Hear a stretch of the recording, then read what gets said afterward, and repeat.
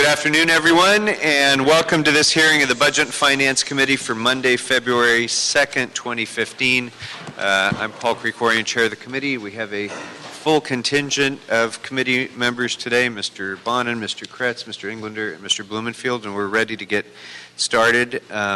Members, if there's no objection, I'd like to propose item 4 as for consent approval. There's no objection.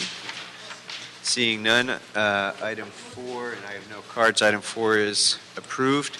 That brings us to our closed session items, items 1 and item 2.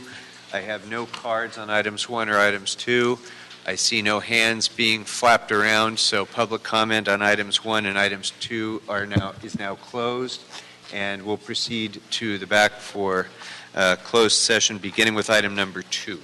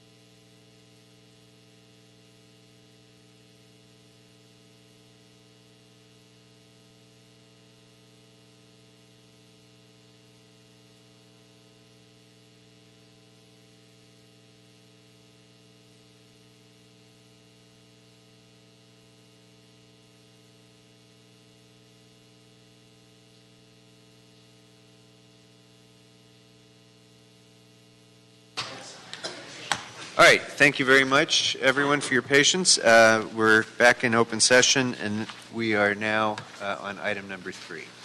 Item number 3 is Los Angeles Fire Department report relative to proposed increase of the emergency ambulance service programs, advanced life support, basic life support, and mileage rate fees.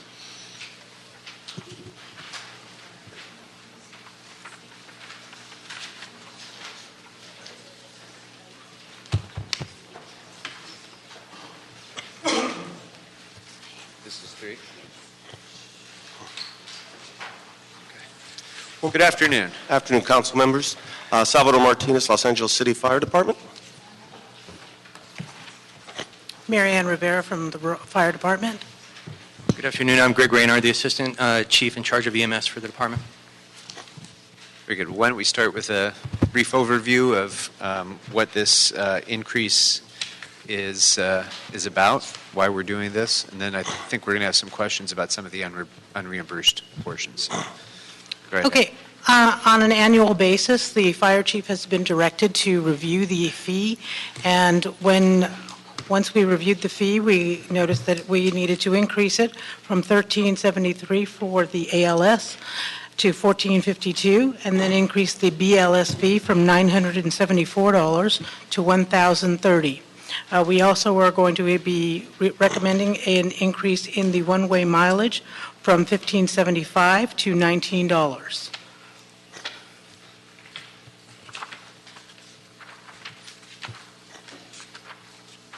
Okay, how does this compare with other reimbursement rates in surrounding jurisdictions? What we have here in the report is a comparison, and only a comparison, regarding the county rates. So our rate we're proposing is $1,452. The LA County current rate is $1,445.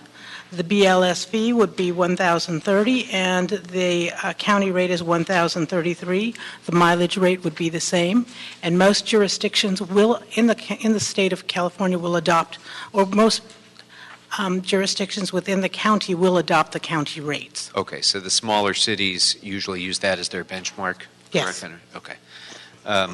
Now, given the fact that we are reimbursed sometimes at a lesser rate by federal health care programs and some others, how does that impact the overall budget? And is there some way that we can modify the rate to take into account the reduced reimbursement rate and the uncollectible amount of that which is supposed to be reimbursed? A question, sir. So what we are currently collecting, we're projecting about $71 million this fiscal year, and we've, since automating our EMS collection method and systems about 3 years ago, which were about 58, we've seen a substantial increase in our revenues from $58 million to $71 million. In addition, we reduced our costs. I'm sorry, before you move off that point, because that's really important, because we invested so much in the automation of all that. How does that compare as a percentage of the amount billed? So the $71 million in other words, has our collection rate significantly increased because of that investment as well? It has significantly increased, but you need to keep in mind, too, these mandated adjustments, where right now on every Medi-Cal transport, we're limited to 120, where you can see the cost on the sheet. We're only getting a small fraction of that cost. And conversely, with Medicare, it runs between 400 and 600, depending on its ALS, BLS. So again, we're only covering a fraction. That's mandated, so we basically are required to write off that differential from what we were able to collect into the total cost. So we'll never really achieve full cost recovery on those, and they represent a substantial part of our total transports, approximately 40% if you include both, sir.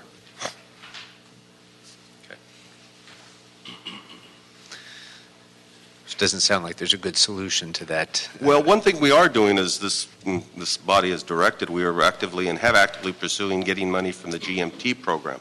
Last fiscal year, we did achieve $16 million.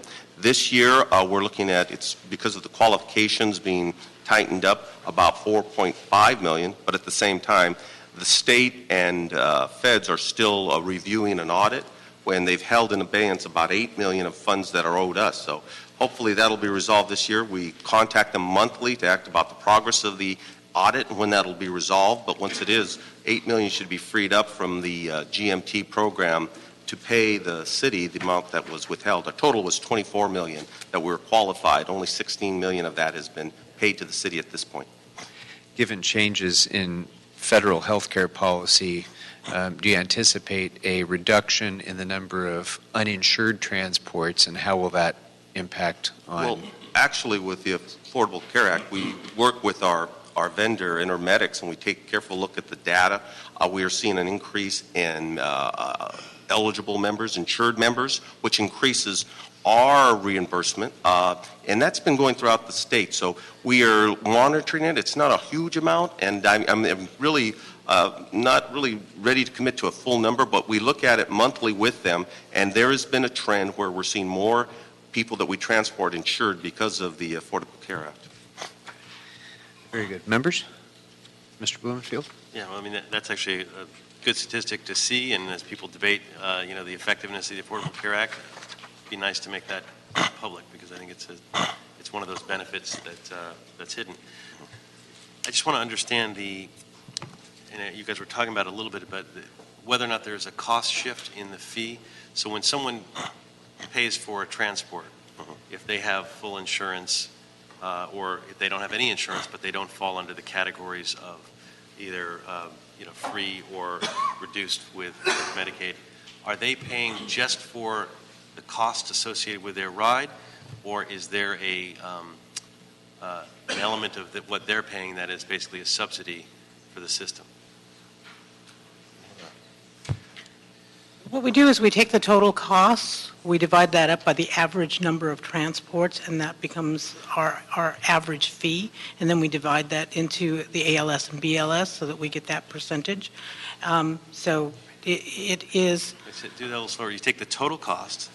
Total cost of the program. $71 million, divide by the number of transports, regardless of reimbursement.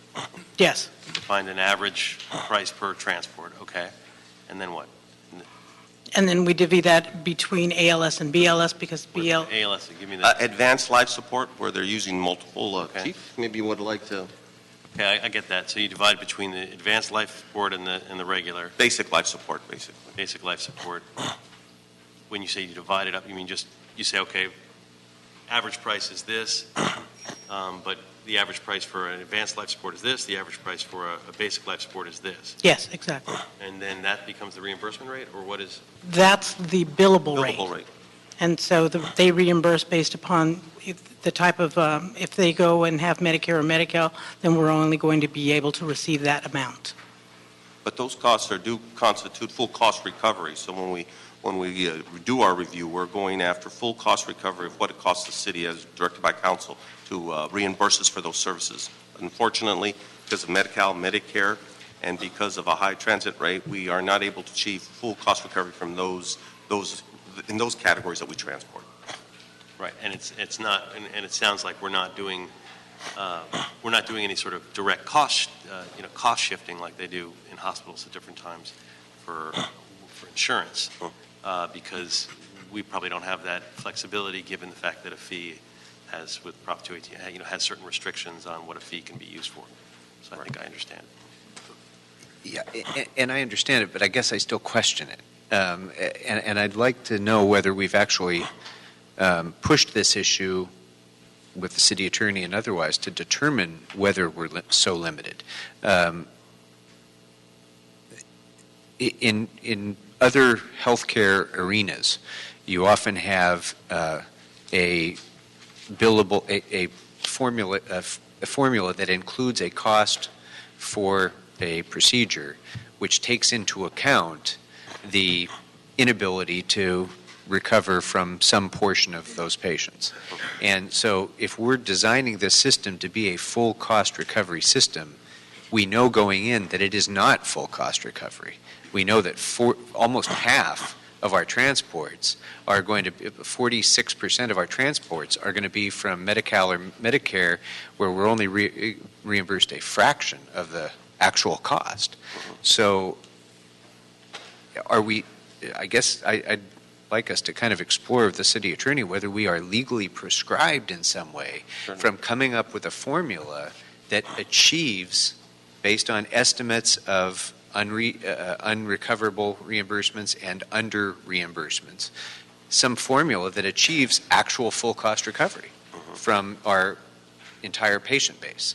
Although I would say, I mean, I might be concerned about such a full cost recovery system that basically funds the non-reimbursable on the reimbursable. I mean, there's an equity issue there. I think that we would have to grapple with. That it concerns me about. I mean, of course, we want to do full cost recovery, but we don't want to just cost shift onto those who we're paying for it. And that's a policy decision that we can make, but the fact is we are doing cost shifting right now with this formula, and we're cost shifting away from fire department services, right, and we're subsidizing the federal government with our fire department's budget. That's essentially what we're doing right now. So we ought to at least have the flexibility of the question before us so we can make that policy decision if there's any room for us to do it. There may not be. As you said, there may be restrictions in our ability to do it, but I'd like to know. Would be our biggest stumbling block, I would imagine. There are some restrictions when it comes to fees based on Prop 26, which was a recent measure that was passed that, in essence, caps what you can charge in fees to a full cost recovery mechanism. And I understand that, but honestly, the nuances of that are complicated and require legal analysis that we're not equipped to do in this committee right now. So I think what I would like to suggest is that we move forward with this, but I would like to ask for a report back from the fire department and the CAO and the city attorney to explore whether or not there is another option that we might be able to pursue to achieve a greater degree of cost recovery. Certainly. Okay. Anything else, members? Mr. Englander, okay with you? Yeah, we actually already had this in committee, in fact. So if you don't mind, I wouldn't mind that other report coming back to public safety as well. Absolutely. It also will complement some of the things that we're working through right now, such as priority dispatch, treatment non-transport, yeah. a lot of the things that we're looking at and we'll be looking at very, very closely this year in coordination and participation. In fact, got a meeting this week coming up with the fire chief on it. So that would go well with that as well. I know you've been working for a long time on the non-transport option, and you're right. It's an important corollary to this, especially when we have some of our repeat customers that we don't get reimbursed for. So, all right. So that'll be the action of the committee to go ahead and approve the recommendations with the additional request for a report back along the lines that I just mentioned. Oh, I'm sorry. Before we act on this, we do have some public comment cards. We have Mr.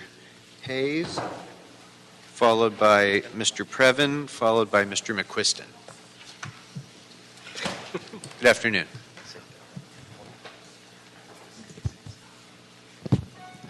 First of all, some housekeeping.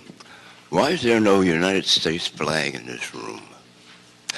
I suppose it absolves him from having to take the time out to make the pledge. And the other thing is, the state law that governs these meetings requires that all the information you have before you on the agenda be available for the public. Did you know that? I do know that, and it is. It's not. Okay.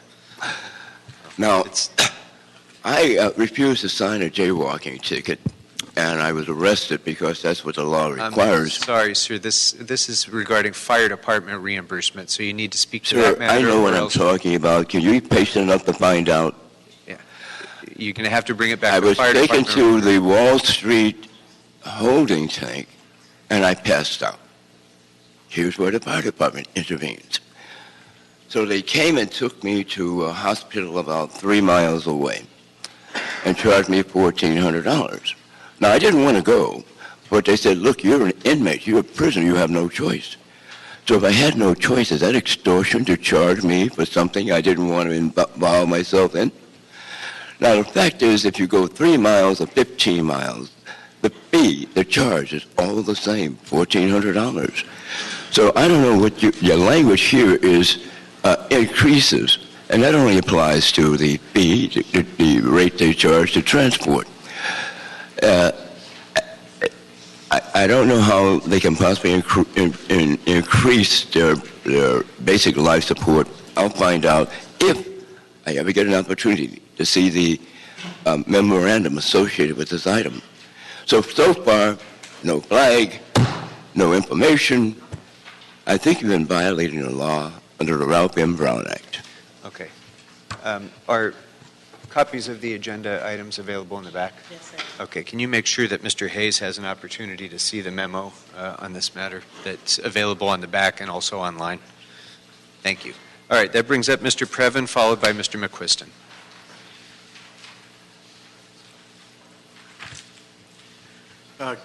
Good afternoon, Budget and Finance Committee. I will say, sir, regarding the packet, there is a procedure here where there is one packet, but when there are multiple representatives, the packet is not able to be properly accessed. So it might be something to look into when you have an item where there's more than a little interest. Just on the FYI on that. One question about this, first of all, is when we compare it to LA County Fire Department rates, we show that we are just 0.48% different than the county's rates. But the question really needs to be, are these apples to apples? Because as we know, there was some good writing in, I think, the LA Weekly quasi-recently about how the LA County Fire Department runs a very efficient ship and has come up with ways to avoid, for example, overtime guys standing waiting around when they could be getting back on the field and helping people out. That was a very sort of compelling dramatization of how efficiencies are critical. And I know, Mr. Krikorian, that is one of all of our priorities. The other question I have is a very specific one, which is the 1 mile, rather the one-way mileage per mile, which is going up substantially, I think, from $15.75 to $19, which is really a 20.63% increase, which I have to say, given the recent drop in fuel costs, raised my brow a bit, because as Mr. I think Blumenfield identified, there is an equity issue here, and I think we're all concerned about that. And I just think another detail that really gets to public safety, which I know we all collectively are key and really support 100%, is that we don't want our population constituents to be in a situation where it gets out that it is a $1,500 albatross around the neck to call to get help. Because as we all know, the public at large pays even more if people are reluctant to seek emergency care when they need it. And that is something that I think everybody, all of us agree. We absolutely want people to feel comfortable calling the fire department or the paramedics to get the help they need. And so I would look forward to the next report on this. Thank you. Thank you. Mr. McQuiston, good afternoon. Jim McQuiston. One of the things that we have to worry about is that one of Article 13 C and D things is that you can't charge more than the actual cost of service. And what we're doing is getting an average cost, and that's not really the average cost for that particular service.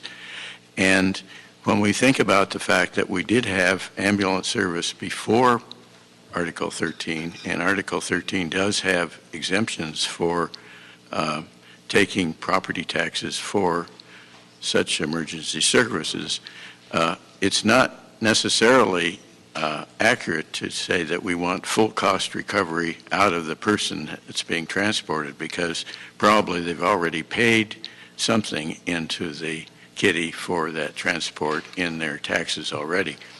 And I think this is an important thing to consider. The outside ambulance service, commercial ambulance services, are much, much less. I just had a bill for $300, for example, transporting about 2.5 miles, and that was the complete charge. So we do have to think about someone else beside the county services, and the fact that we do have something in the property taxes for emergency police and that sort of services too. Thank you. Our final speaker on this matter is Ruth Sarnoff. Ms. Sarnoff, good afternoon. My name is Ruth Sarnoff. I think the important thing to think about also is some preventative strategies. It seems that so much of emergency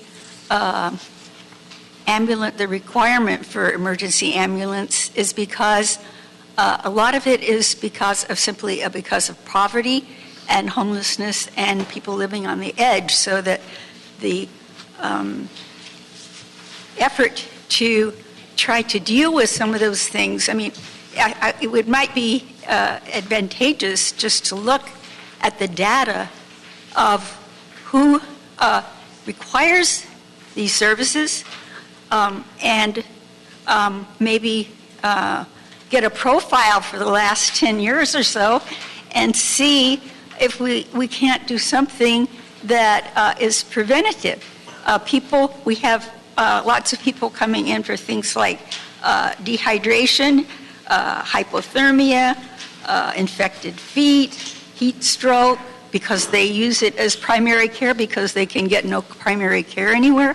So I think we know that there's a lot of different systems broken, but I think that we might contribute to it, as was mentioned by one of the previous speakers, by just some kind of way that people in the fire department could have simpler vehicles that would go out and peruse certain high requirement areas and see what the situation is and provide water, or simple things that would stop the avalanche of people into emergency rooms and actually provide more care for people at a much more reasonable rate, and would be more humane and more respectful and more equal and more fair.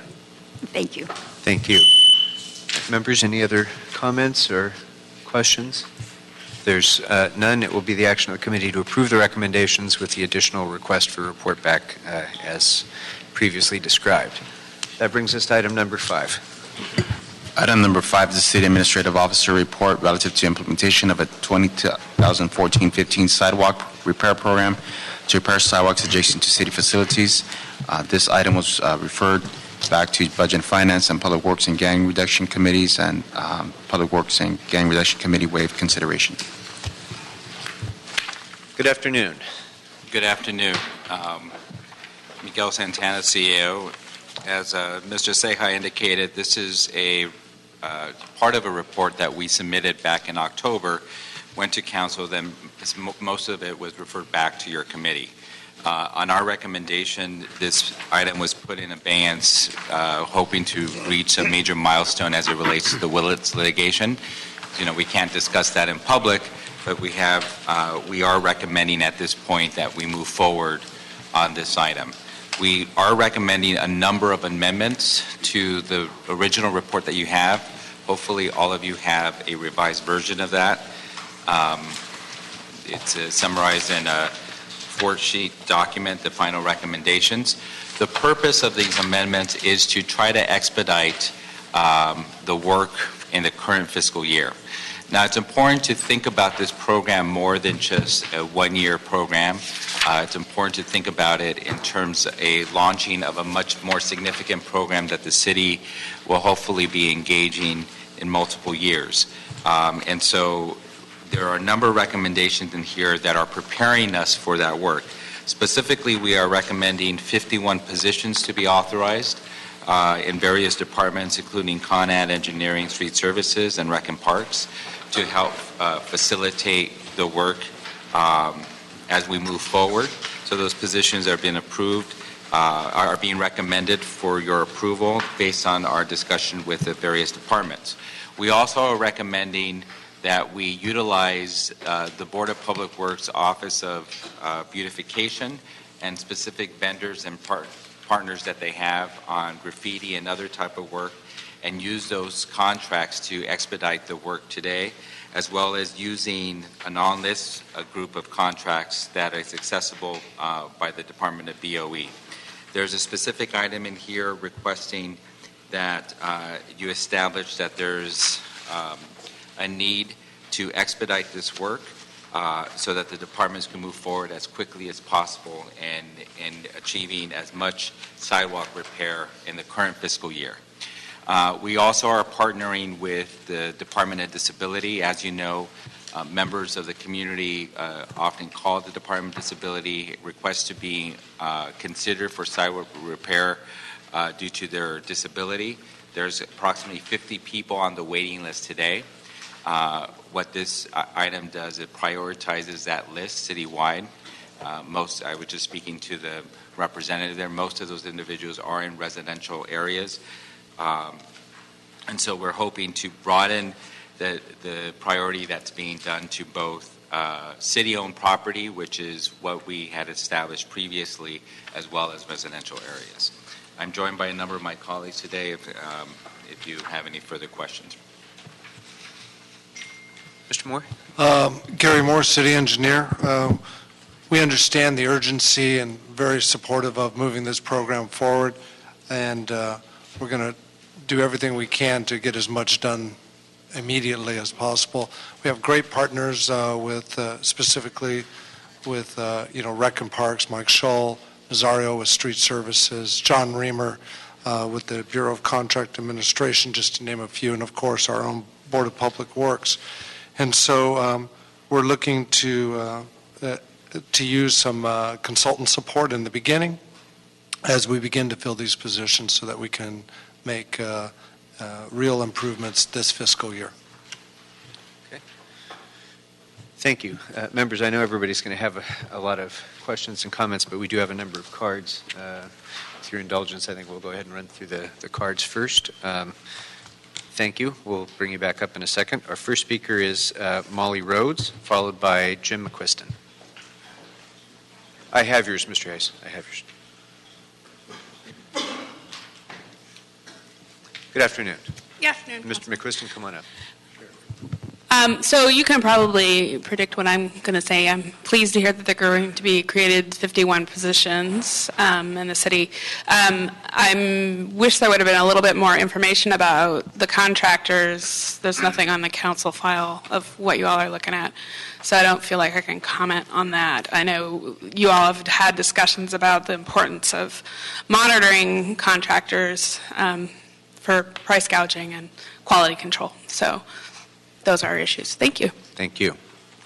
All right, our next speaker is Mr. McQuiston, followed by Eric Previn.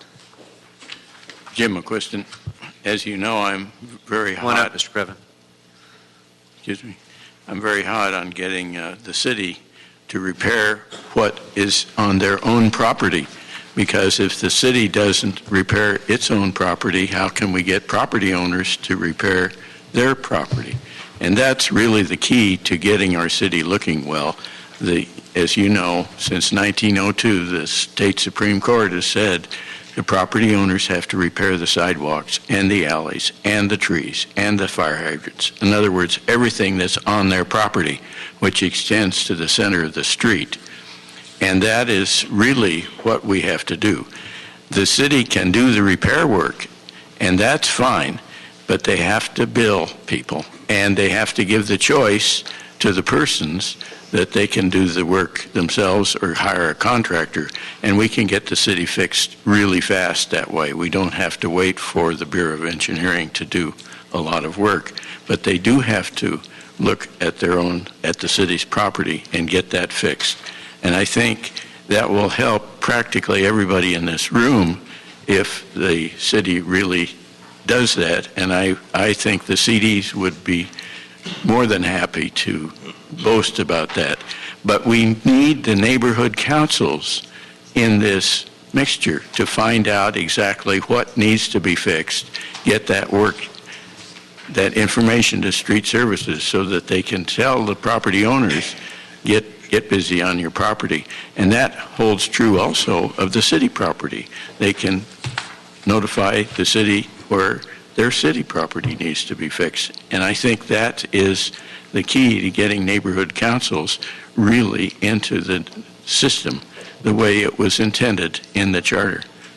All right, thank you. Our next speaker is Mr. Previn, followed by Mr. Hayes. Mr. Hayes, if you'd like to come up to follow Mr. Previn. Yes, it is Eric Previn from Studio City and also a candidate in the CD2 council race, disclosure. This is interesting because it's about $27 million overall, and I've looked at the allotment. And this is for properties that are very near the city, and there's a preference for city libraries, city fire departments, and other city facilities, which is nice because we want to take care of our city stuff. But of course, the problem is quite widespread.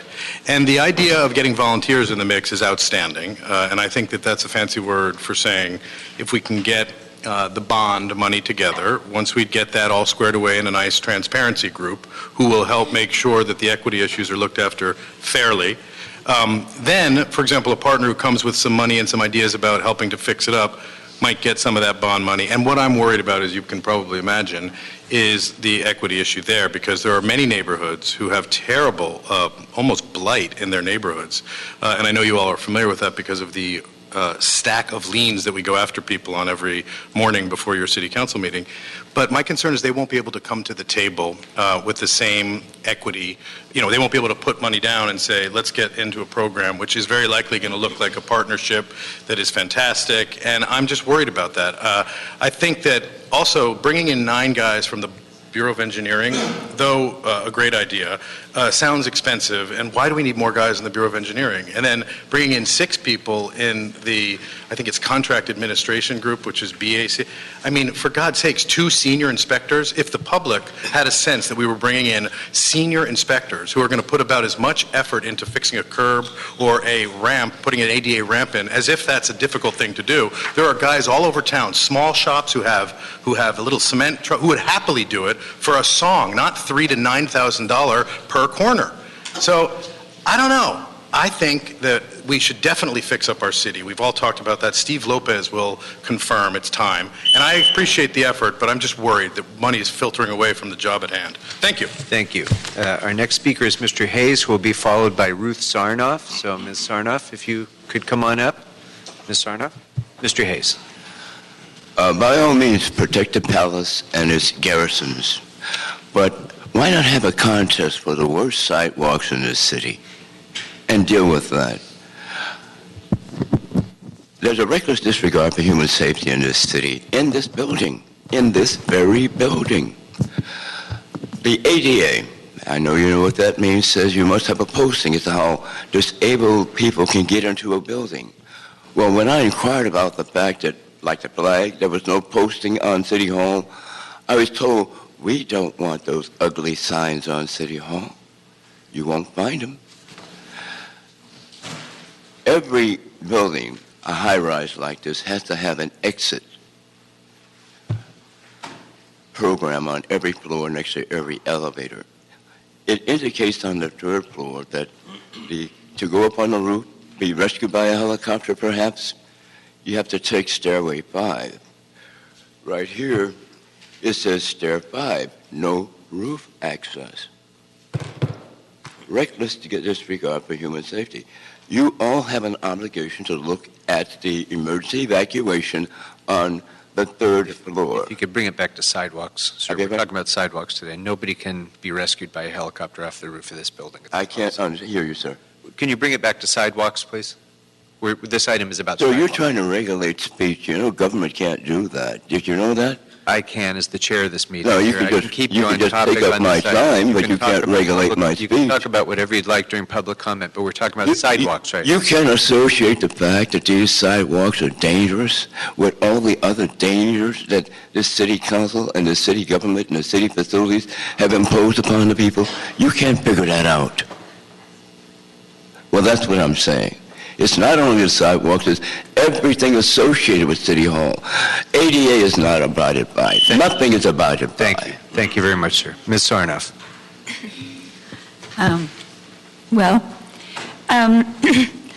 I kind of like the idea of having some place where some of the worst sidewalk areas, I can think of one almost a stone's throw from City Hall here in the Bunker Hill area. It's used a lot for filming, and we give a lot of money, I believe it was $22 million out of the last year, to the film industry here to get them to stay in Los Angeles or something like that. But anyway, so I'm saying that the people in that community there are places where there are no sidewalks, there are broken sidewalks, there are places where the sidewalk protrudes 2 and 3 feet up into the air, and it's really extremely hard, and it's hilly. And this might be the kind of place that you could begin to solve some of the. there might not be a lot of lawsuits out of that because there's a lot of poor people there and they're not as used to filing a lawsuit about something like this. But the other thing that I wanted to mention is that maybe we should have some look at how many lawsuits have been filed around and how much money has been paid out in all these lawsuits and settlements over a period of time, the same way as I asked in the earlier session, and to kind of look at the lawsuits pending also, how many that are still unsettled and what the likelihood of the cost of that is. Because if we're denying something on one hand that's costing us 2 or 3 times as much to correct later, it's not a very good way to do government. And thank you. Thank you very much. All right, if I could bring Mr. Moore and Mr. Santana back up, please.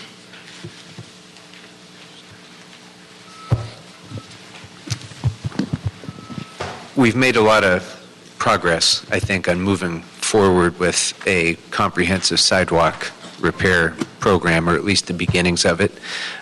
This has been complicated, as you mentioned, Mr. Santana, by the pendency of the Willett's case and ensuring that our policy is consonant with resolution of that and our ongoing obligations under the law of ADA and otherwise.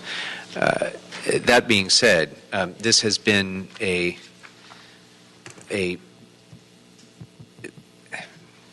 has taken a lot of time to get to the point that we're at. And that's for some good reasons, because we have to have smart policy. We can't be just throwing money at the project without having some sense of how to do it in an equitable way, in a cost-effective way, in a way that will get the most bang for the buck right away. And I think some of the public speakers mentioned the importance of doing the city facilities first, because number one, there's unquestionably a city responsibility to do the sidewalks adjacent to those facilities. And number two, because those city facilities belong to the public. And if we're going to ensure public access to any place, it certainly should be to the public's assets first. And so I appreciate that we've had this focus. So that being said, in fiscal year 2013, we appropriated $10 million for sidewalk repair, and we could only spend $3 million of it, which was a problem then, and the council ruled over that $7 million into the current fiscal year and threw another $20 million into the pot so that we would have $27 million for sidewalk repair. I think I just want to start by making the statement that I can't urge in strong enough terms how imperative it is that $27 million be spent right now, that to the greatest extent that we can. This council has spoken very clearly on this. We must expedite this program in order to get sidewalks repaired right now. And so I want to move forward on the recommendations that we have before us today with all deliberate speed and get concrete in the ground as fast as we possibly can. Now, taking a step back, one of the charts in the report indicated the projects that were originally going to be funded with the 2013-2014 funding. And actually, I think this is actually in the last report from October. Attachment B. Yeah, thank you, Mr. So attachment B to the October 24th report. No, it's attachment A, I think. B. A's a little different. Well, let's just walk through this. If you have before you the October 24th report, the proposed sidewalk repairs in attachment B, what does that chart represent, first of all? In attachment B, this chart was provided by the Department of Recreation and Parks. They did a survey of approximately a third of their facilities, and so this chart represents potential locations to be repaired this fiscal year. Okay, so now that was as of June 2014. Correct. And that was representing a third of the parks. So in the almost 9 months, 10 months, whatever that's been since then, have the other 2/3 of the parks been surveyed to find sidewalk repair priorities? Rec and Parks is here. I'd like to ask them to come to the table. I don't believe they've done that. I don't. I was going to ask that too. Yeah. Good afternoon. Good afternoon. Kathy Santo Domingo, Recreation and Parks. The remaining 2/3 have not been surveyed, but we do have information on the parks where we've received reports from our maintenance staff where sidewalks needs to be repaired. Okay. So without the need of some formal survey, you have a list of priority projects based on complaints from either the public or your maintenance staff that is more extensive than the list that was attached as Exhibit B. Correct. This is the information submitted at the time. There are additional information that could be added on. Okay. So have any of those projects been cost estimated or prioritized relative to the projects that are listed in Attachment B? They have some priority based on conversations with the various council offices in that district. Some of the complaints are in partnership with the field deputies for those districts. Okay. Where I want to get to on this is we have a 7-page report for how to spend $7.2 million in Rec and Parks facilities. That only included 1/3 of the parks. There's now an additional list that you have internally that includes additional projects that should be added to this for an additional cost, correct? Correct. Okay. So how quickly can we get before us a new prioritized list with the comprehensive list of park projects with a prioritization and a cost estimate? Basically, we would be working with Bureau of Engineering in terms of providing estimates. The initial list was compiled, and we worked with Bureau of Engineering in terms of their design input. We looked at the numbers based on the first group of projects that were completed based on the bids that were submitted from last fiscal year, and that's how we came up with the first 1/3 estimate. So this additional group, we would go back to Bureau of Engineering again and basically work with their team to provide the estimate. Okay. Yeah, I would just add to what Kathy said. I spoke to Mike Scholl yesterday, and once again, we talked about now that staff is being added, that's exactly what we want to do is work together. We'll be supplementing them, as Kathy said, to finish the prioritization of the other facilities. Okay. So after that $3 million was spent in 13-14, how much more of the $10 million that was appropriated in 2013-14 has been spent to date? None of it has been spent because the action to move the money into current year was with this report.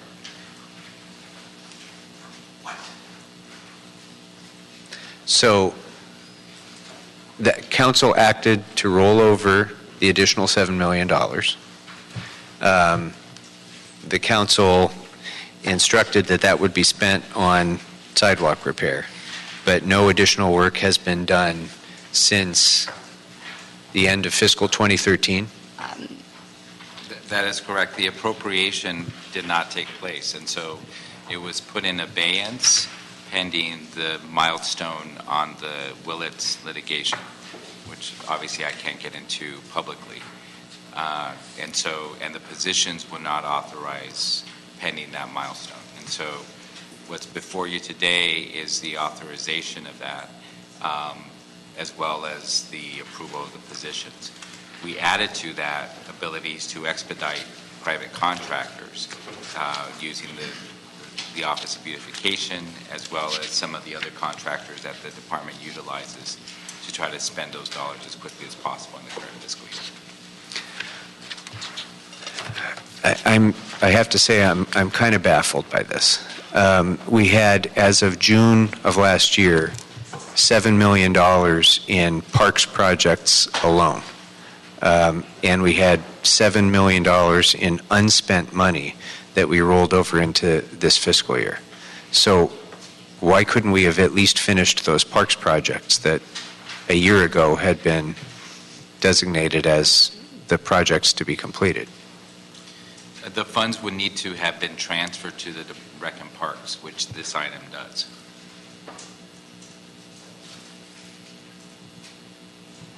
Okay.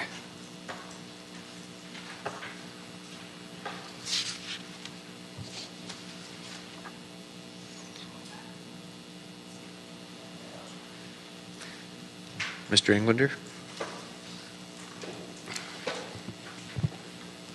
Move that bus.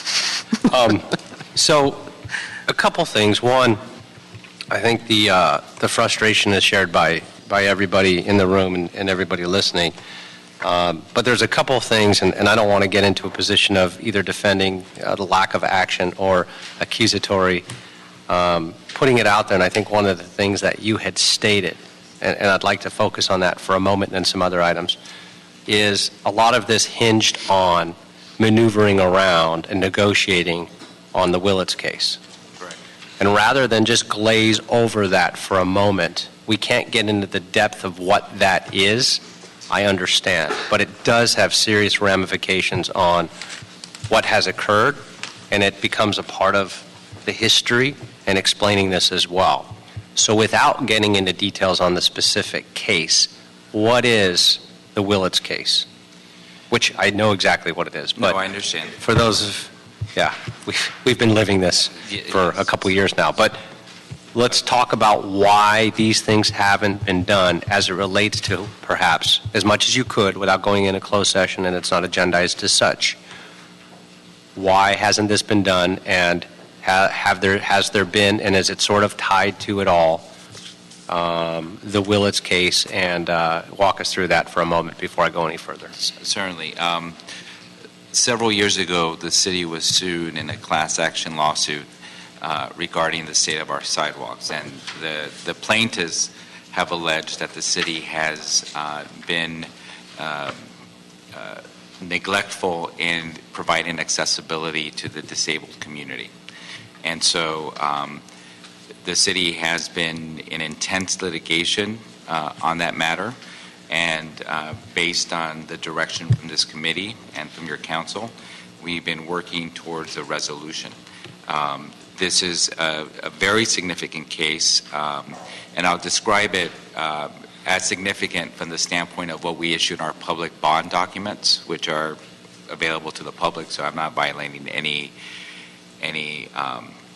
but it's something that we've been trying to navigate through very delicately, in part because you have expressed as a council, and certainly in the mayor's budget, that you want to invest in our sidewalks. And so last year there was an unprecedented amount of dollars put in for sidewalk repair, and this year again there's been an unprecedented number. So the challenge has been on our end is to reconcile your desire to be responsive to the needs of the community and repair sidewalks in the community, while at the same time not creating further liability for the city as it relates to that lawsuit. And it's been a delicate balance that we've been trying to walk on, and certainly frustrating for you and for the departments.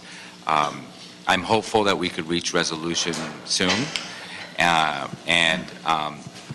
So what this program does, it tries to, as Mr. Krikorian indicated, take priority in those areas where the city clearly has responsibility, and that is on city-owned property. Yeah, I want to get into that in a moment as well, because I want to do a deeper dive into that for a moment. But going back again to this massive litigation, this massive civil class action lawsuit, where perhaps some of the decision making in, while the fact that the council and the mayor supported allocating these funds, getting this done, could have that played out differently in terms of the litigation and as we're going through settlement agreements? Could that have played or made a difference or jeopardized a position or spent money that otherwise we wouldn't have gotten perhaps credit for? Or again, without going in through, and I'm going to be delicate here, because it's still pending and we're still in settlement conference. Could that have changed the outcome of the litigation had we moved forward? Yes. The city attorney and I recommended to this body that you not move forward on this item back in the fall. I remember it. That's why I'm asking. Precisely for that reason, because it was our concern that given the state of the litigation, that any action would actually result in greater liability for the city, both in the short term and the long term. And so with that becomes one of the most frustrating, difficult things that we're dealing with today. And I don't say the most frustrating and difficult because I think there's a list, and that list keeps growing. But it's on the top 10, where the public, our constituents, our residents and businesses, or the media try to ask us or figure out how is it or why is it you've set aside this money and then you haven't done anything to spend any of it. And trying to explain that while this money piles up and while we're trying to move forward today and spending it, moving forward to get things fixed, it would have also potentially created a much greater liability in the fact that we're in this class action lawsuit now. And it's incredibly difficult, not only to explain, because a lot of what's been shared with us, which we haven't gone into here today, has been in closed session and has been, and it's a very sensitive issue. Now, setting that aside and moving forward on this, Sorry, Mr. Before you move off of that point, I just want to, because I appreciate you raising the Willett's case, because that is, in fact, what delayed a comprehensive sidewalk program, because for all the reasons that you stated. That being said, I thought the council and the staff had a sort of meeting of the minds that city-adjacent properties should be repaired forthwith. And we had set aside the $10 million.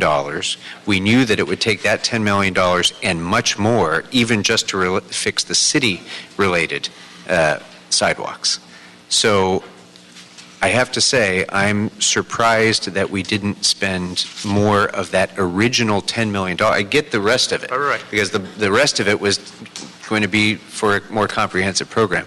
But the $10 million that was appropriated to sidewalk repair in the 13-14 budget, that we made the policy decision to be spent on city facility adjacent sidewalks, I expected all of that to have been spent on city adjacent sidewalks. And I'm very surprised and disappointed that has not been accomplished. The additional $20 million from last year's budget, that was going to be part of a larger comprehensive policy decision that we still have to work out. A lot of policy questions still on that one. But I was very clear, I thought, that the $10 million would be a down payment on fixing the sidewalks adjacent to city facilities. And I'm kind of astonished to learn that we haven't spent any more today than we did as of the end of fiscal 2013-14. I got to tell you, I'm astonished, and I'm really disappointed. And I just, whatever happens today, I just got to make clear that we must spend the money from 2013-14 right now in fixing city-adjacent sidewalks. Right now. Yeah, sorry, Mr. England. And I absolutely agree. And in fact, I think that's the action we actually took in the budget to do that. So I don't know why that element and that part was held up. And I'm simply referring now because we're looking at a $27 million report because it's accumulated. And so I wanted to ask a question on that. And that's what let let me go into that for a moment.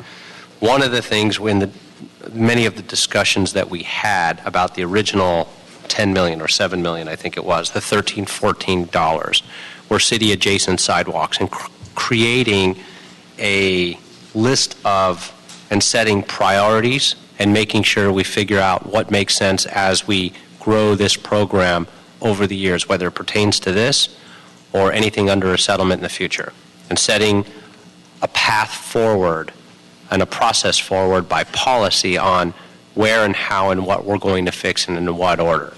We're starting to set that path now. In doing so, I have some serious concerns. Where we first set the priorities back in 13, 14, because it was an initial pot of funds that we were looking at making a dent, and it was really just scratching the surface and getting started, we talked about city facilities. As this program not only grows, as it has now to 27 million because we haven't done the backlog, and then as we further any future policies, be it from litigation or otherwise, my concern is this, that we have, if we spent all $27 million today, we can do that in one single council district and not make a dent in that council district. That's how great the demand, the need, and the backlog is.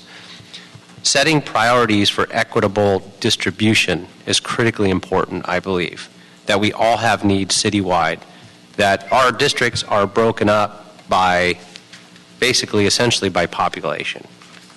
And we're equal players in population. In fact, geographically, my district might be, in fact, one of the largest districts in the city. We have areas that in each council district have very different needs in terms of walkability. And in fact, the mayor moved forward, and we're all supporting the 15 great streets, and this doesn't even address that. So we can have a great street that's a broken street. It's not a very great street. It might be a good street, but it's not a great street if it's not walkable. We also have different council districts, for example, that might have universities. I have one of those as well. We have a population of about 44,000 students, one of the largest universities in California. In believing that, and because of, and I think where we're going with the litigation as well and everything else that I've seen publicly and read publicly on this, forget privately, the sidewalks, and we're going to continue to argue this, I believe, but are our responsibility, or at least to get them into some kind of condition if we ever have the discussion of then giving them back. Having said that, the priority is now shifting from an initial budget of 7 to 10 million from 13-14 fiscal year to now 27 million and looking at the same process rather than an equitable distribution. And I have an issue with that. For example, if you took all 27 million and looked at where can we make a big significant impact citywide, each area of the city would get roughly 1.5 to 1.8 million if you discounted the internal staff and professional staff and Bureau of Engineering and others and contract administration and everything else.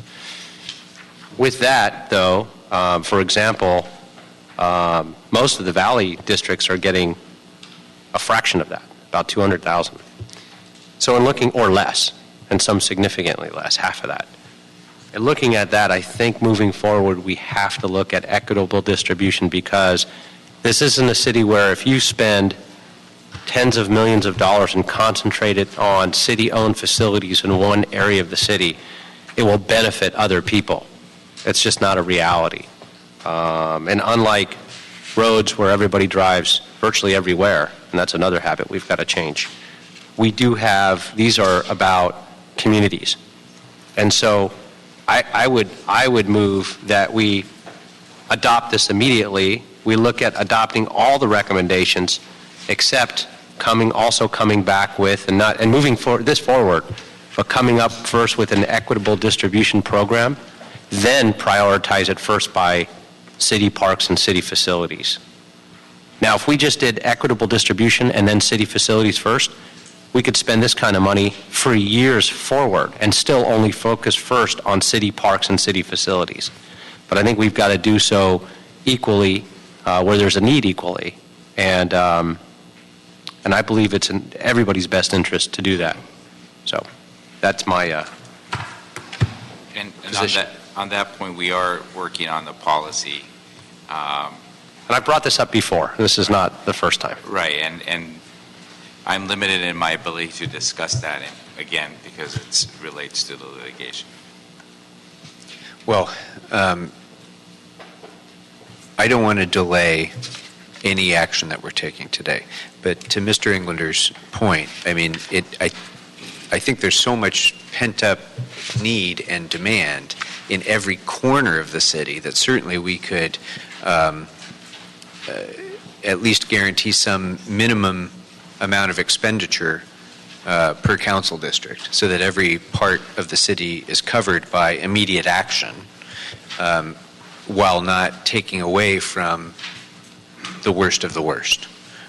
We can still have the prioritized list provided that each section of the city has some minimum amount of funding that would go to civic facilities and not to be appropriated in some other way, but to pay for sidewalk repair adjacent to civic facilities. And I think if we can do that without delaying any part of the process, I would certainly be supportive of that as well. If you look on item number 8 in the revised version, Mr. Englander, there we established that request of Board of Public Works, Office of Community Beautification, and work with the Department of Disability and Council Office to identify locations, sidewalk repair that are responsive to requests received both at city facilities and residential. So we're broadening it to include residential neighborhoods as well. Right. And I saw that in there, and I see that in there, but it doesn't, I think to the point of what Chairman Krikorian was suggesting is something that I would absolutely be supportive of, at least coming up with some baseline. Yes. That's an equitable baseline. Certainly we're going to have areas of the city, for example, in Griffith Park, where you have probably the most hikers and walkers, although I have a lot of hiking trails, and as does I think most on this committee in their district. But those access points that have huge volume of tourists and liability issues, and certainly those are going to get a lot of attention. But at least coming up with that baseline that we can all take back home too and focus on those issues, those chronic problems, I think it's very important. Thank you. Mr. Bloomfield. A couple of specific questions, but first just sort of on the general issue that we're talking about. I just want to make sure I understand. Have all the barriers that were before us over the last several months that prohibited us from spending the money that all of us agree we would have liked to have seen spent right away, and we wanted to be spent right away. With this report, are all of those barriers removed? We haven't reached a final settlement, and that we expect to come to your committee hopefully within the next few weeks. But however, having said that, we are at a point in our negotiations where we believe that this action will not place the city in greater liability versus where we thought several weeks ago. So we do recommend moving forward. This is in concert with the status of the litigation. Mr. Bloomfield, I'm sorry if I may. That doesn't quite answer the question. The existence of the Willett's case presents issues that we as policymakers have to decide. Correct. But it is not a barrier to spending the money. We have to make risk assessments based on that. But to Mr. Bloomfield's question, with the recommendations today, if it passes the committee today and passes the council today, regardless of what impact it may or may not have on the Willett's litigation, are there any barriers remaining to spending the money? No. Thank you. Okay. That's sort of the baseline question I wanted to get through.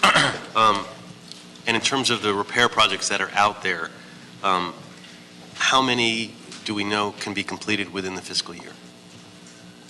Is that knowable information? We do not have that number for you.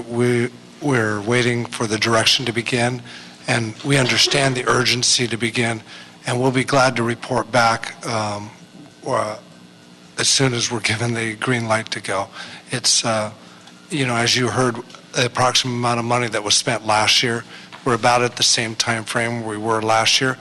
We understand you're very clearly from the council members spoken so far as to try to exceed that amount, and we're looking for ways to be able to try to do that.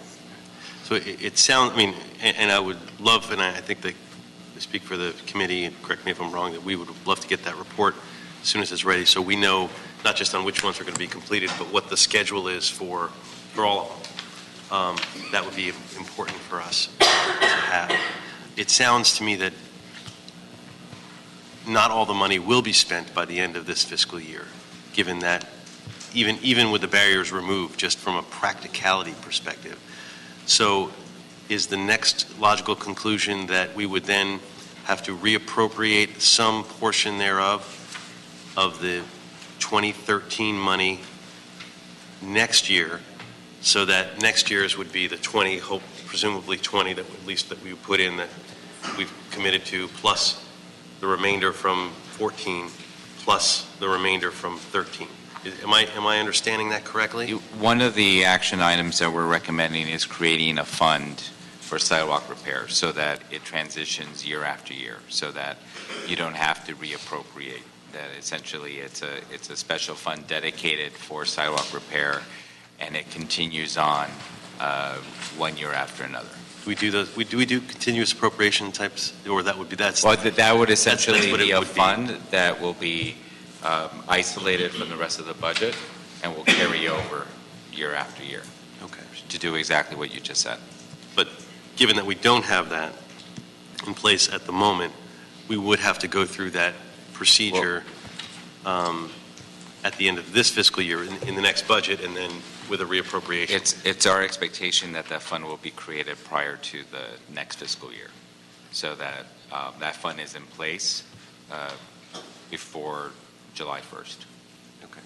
And obviously we want to spend, we'd want that reappropriation to be as small as possible, so that correct. we're spending as much as we can responsibly and diligently and all of that. Shifting gears a little bit on the questions, is there included or can there be included in this round of funding alternative materials for sidewalk use, whether it's demonstration projects or others, something I've been focused on? And certainly it makes a lot of sense to do that around city-owned facilities when we're doing these kind of demonstration projects, because people may or may not want them in front of their house, but we have some control over that. So there was a prior report released by our office which addressed this issue. Our office was able to secure a donation from a company called Terracon of their Sidewalks paver, which is an alternative material. It's currently in the process of being reviewed by BOE. GSD did do some preliminary tests on the product, and we're working right now with BOE to get a final recommendation assessment if it meets the criteria suitable to be placed in the public right-of-way. So what's the time frame on that? I hope to have something in the next 30 days, possibly, Gary. We are once again squeezing that in because there was no allocation. So it'll be very helpful with these positions to move forward on alternative material review and creating standards that could be used. And once again, it'll be part of the discussion about alternative materials, how they're used and where they're used, consistency across the city. I do see some policy issues that we would bring forward to you, if you, for consistency. But we are understanding, and once again, we look at this as a long-term program, and we also understand the need to immediately, and then within the coming months, be able to sort through the alternative materials. So even in the first few months, we went with, regular concrete, understanding that's not, like you all said, there's more need right now. So it's very important. The feeling I'm getting is to keep moving and to do as much in parallel, but to be able to install concrete. And but understanding that, looking at the porous concrete and where we're going, or other alternatives. Yeah, I mean, I have a belief, but I want it to be borne out by the facts that some of these materials will save us money, and if we do it move forward on them and, do the tiles for when the tree roots are going to grow near the ficus trees and things like that. That is just common sense and engineering are not always the same, but it's common sense. We've got to get the engineers to look at it that this, some of these materials are going to save us a real money down the road, and so I don't want us to miss the boat as we are moving forward on this stuff. So that's another issue. Thank you for that info. The city workers versus contractors, how are we deciding that balance, and is there some numbers associated with that are shareable at this point? So as I said from the onset, your action will authorize 51 positions in various departments. So the departments could staff up to roll out the program. However, because we are in trying to get as much of the work done today, we are recommending using outside vendors, both those that are available to the Bureau of Engineering, as well as those available under the Board of Public Works Office of Beautification, to try to spend those dollars as quickly as possible. This is hopefully going to be an ongoing program, and with that, we need to establish sort of what the right balance is to ensure that both we have the quality that our workforce could provide, at the same time do it in a cost-efficient and timely manner. But for the onset, there's an authorization for staffing up various departments. One of the challenges, to be frank, that the departments are facing, particularly street services, is that their focus currently is on the street preservation program, and they've been challenged to meet certain goals, and so they've been aggressively moving the workforce in that direction. In the future, this was a year to test to see how much they could achieve with less funding than we knew going forward that they needed. As we move forward, is ensuring that they get staffed up appropriately and funded appropriately, not just for that program, but as well as for the Sidewalk program. And along the staffing lines, is it realistic in this fiscal year that we'll be able to fill all those positions? To be able to fill them is not a managed hiring issue. It's just the regular process that personnel goes through. It takes several months to hire. So the reason why it's important to have them approved today is to ensure that we're not having this conversation next year. And trust me, I'm the last one who wants to have it. So we want to spend those funds today. This authorizes departments to move staff around as necessary to try to achieve the goal of spending as much of these dollars as possible, as well as using private contractors. Does personnel have a list of qualified applicants at this point, or is that, I'm not familiar enough with the procedure, but is that already happened, or is that doesn't start until after we make this motion? It depends on what the positions are. Some positions, they already have lists. Some of them, they have to do new examinations and establish lists. Each one of the positions there are differences. We could report back. When we report back on the number of sidewalks that would be repaired, or a metric to define that, we could also report back on the hiring of those positions. That would be great for us to understand. And last thing, and I won't take up any more time, just my own little pet thing, which is, have we developed an app, or I've always said, and I've heard a lot of people say the same kind of thing, we don't want to spend millions of dollars surveying our sidewalks. The communities walk and know those sidewalks. And, if we just had an app that was easy for folks to use, we would be able to survey every street and sidewalk in, a matter of moments. Do we have an efficient app to help us survey even just our public sidewalks? And if not, how do we make that happen? Or we have the app at 311, how do we engage that? We share your vision, and one of the positions that we've asked for is a GIS specialist, Geographic Information Specialist. Just as you described, we need technology. One, everybody will want to know is my sidewalk being repaired tomorrow? Is it next week? When is it?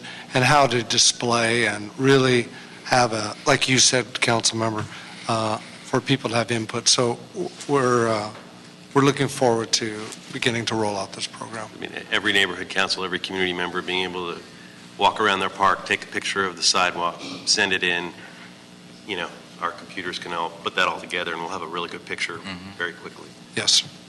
And even expanding that beyond city facilities to the complaint-driven portion, you know, residential streets and so forth. That's one of the things the task force is working on right now. Mr. Kretz. Thank you, Mr. Chair. I'm still mystified at some of this, and I'm not sure we asked exactly the questions I want to ask, so I still want to ask them. What I'm not clear on is how this $7 million didn't get spent. Why wasn't it spent? And we asked if the barriers are gone. Were there barriers in the first place? Because I'm not sure. I certainly wasn't aware of it. I was under the impression that $7 million would get spent irrespective of the lawsuits and everything else. So what stood in the way, and what makes us more confident that this money will now get spent So if in you a look on timely the first fashion? item on the revised sheet, there's an allocation that's provided for every department. And so this action basically establishes what each department could count on when they roll out the program. And so without approving this, the departments could have chosen to spend the funds on their own, but with some risk of possibly not being made whole. And so maybe one of the fallout from the crisis is that departments have been more cautious about what they spend until it's officially appropriated as part of the budget. And so I'll take responsibility for that. If you want to be angry at anybody, please be angry at me for that. But it was an effort to that action needed to be taken to reassure departments that they would be paid or their budgets would be made whole. I don't understand, though. Why couldn't we have done this in July? Said, okay, we have $7 million. Here's the departments. Here's your allocation. Let's get going.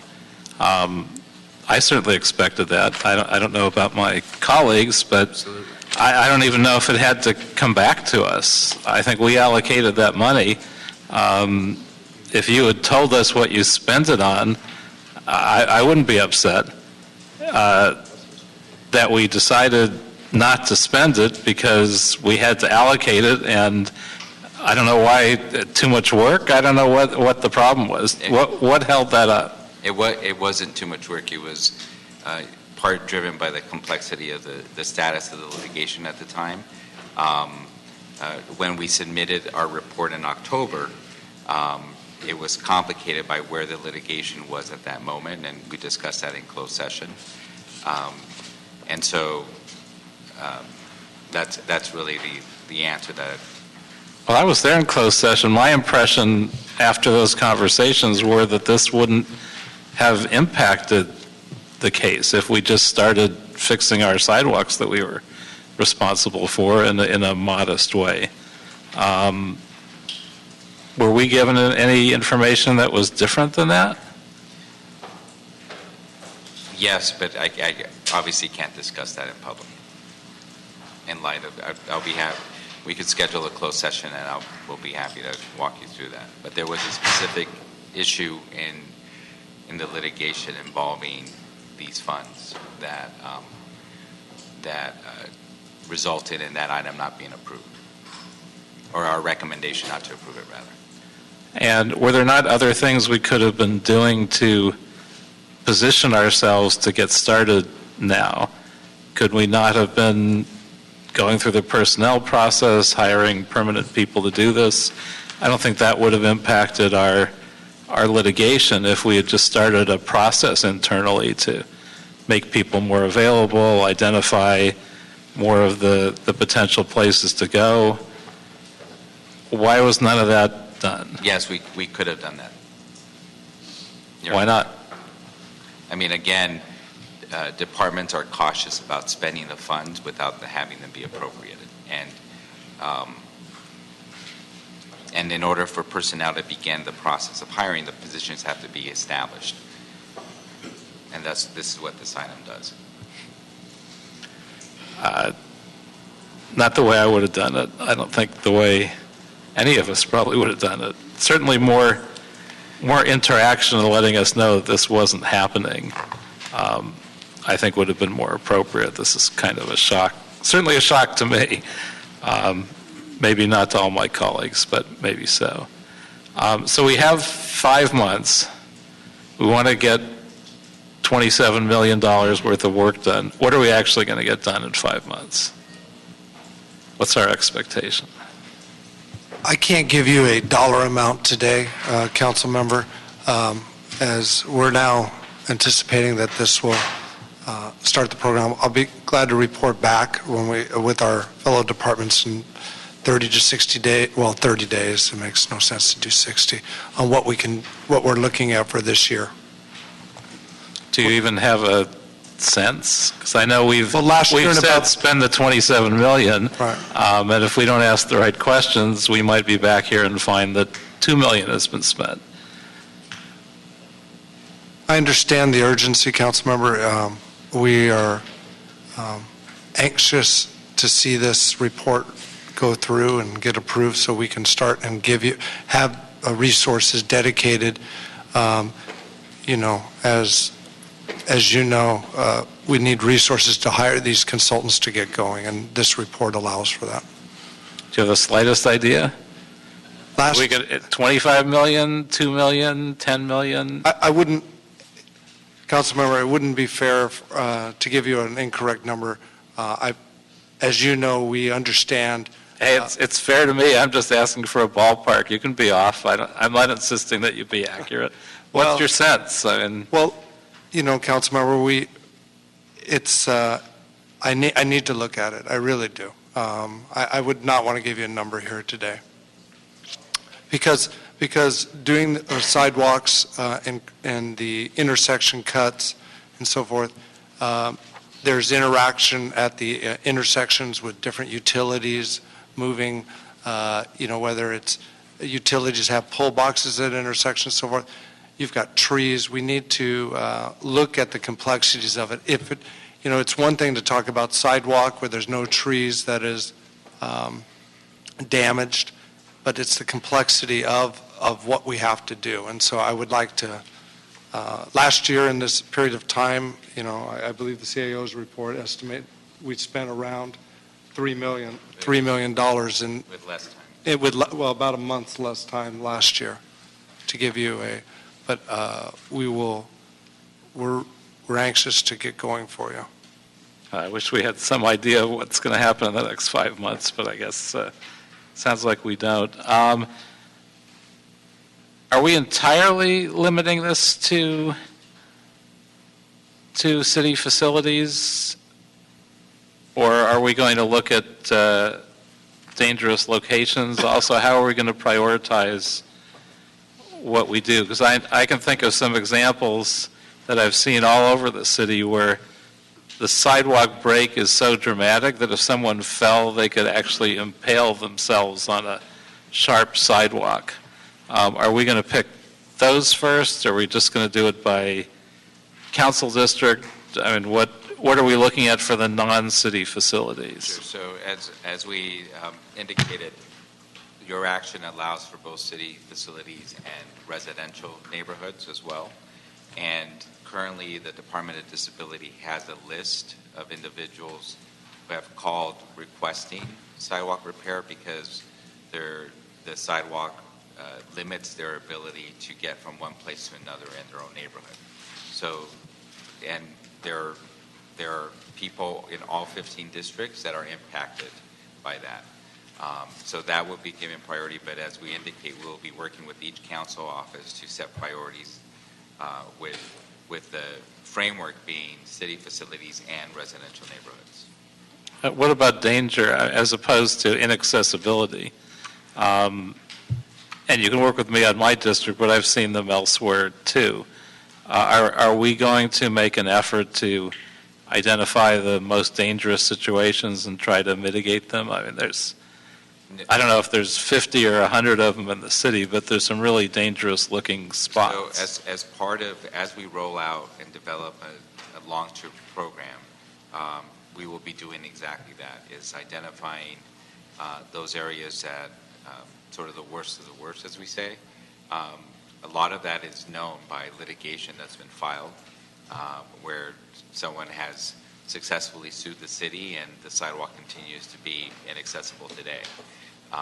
But of course, as all of you have indicated, there's enough work to be done in all 15 districts that finding the worst of the worst is not going to be hard. And so we will be working closely with each one of your offices to identify and prioritize where that work needs to be done.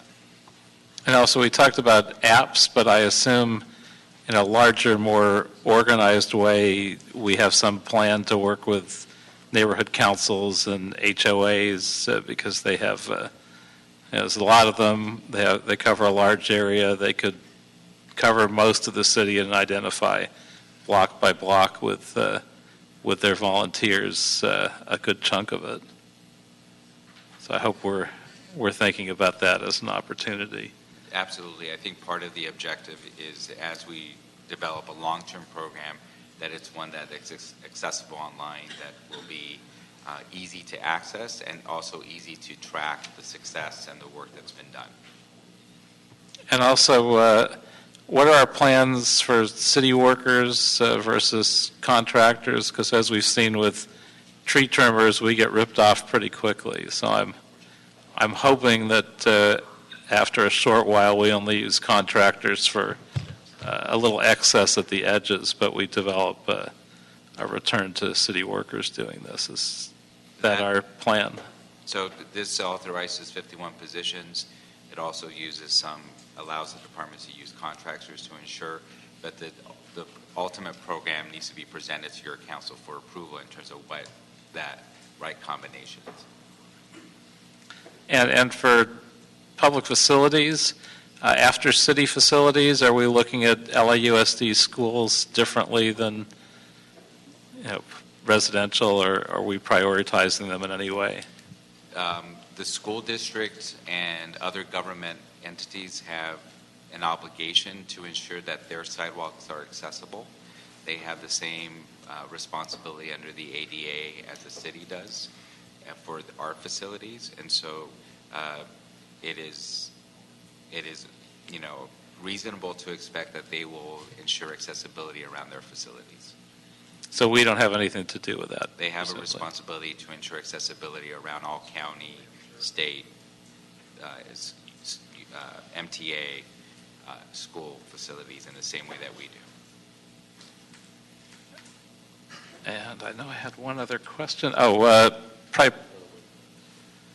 proprietary departments, when we fix the sidewalks around them and their facilities, are we reimbursed by them? Do we use special funds, or is that still general fund work? No. So part of this action is directing that the proprietaries identify the sidewalks that need to be repaired in their respective areas. And I know the DWP does its own. The port and the airport may use our workforce or our Department of Engineering. It depends on which department it is. But again, they carry the same responsibility as we do about ensuring accessibility to the disabled community. So if DWP repairs sidewalks that currently are not accessible, does that count against our total? That relates to the settlement. Yes, I don't think we should discuss that in open session. So that's still an open Well, I open recommend question. that we discuss that as part of a future closed session. Okay. Mr. Bonin. Thank you, Mr. Chair. Man, this conversation is very frustrating. Almost as frustrating as meeting a constituent who has a concern about a sidewalk and wants to get it fixed. It's one of the worst feelings in the world when you talk to a constituent who wants to get their sidewalk fixed, because you know there's so little chance of it happening soon. And these council conversations about sidewalks, they should be followed by primal scream therapy, because it's just that maddening. I'm more confused at the end of or at this point of the conversation than I was at the beginning, so I'm going to ask some basic questions. We're being asked in this report to allocate $27 million. Does that include, or is that separate from the $7 million that we're all frustrated hasn't been spent already? That's inclusive of it. That's inclusive of that, okay. And we're being asked to approve that today, but we have no indication, not even a ballpark, about how much of that might get spent by the end of this fiscal year. That's correct. Okay. How many of those 50, and then we're also being asked to approve 51 positions. Do we have a sense of how many of those 51 positions will be filled by the end of the fiscal year? No, we don't. I mean, I would be honest with you and frankly expect that hardly any will be filled by the end of the fiscal year, that most of them will be filled at the beginning of the fiscal year.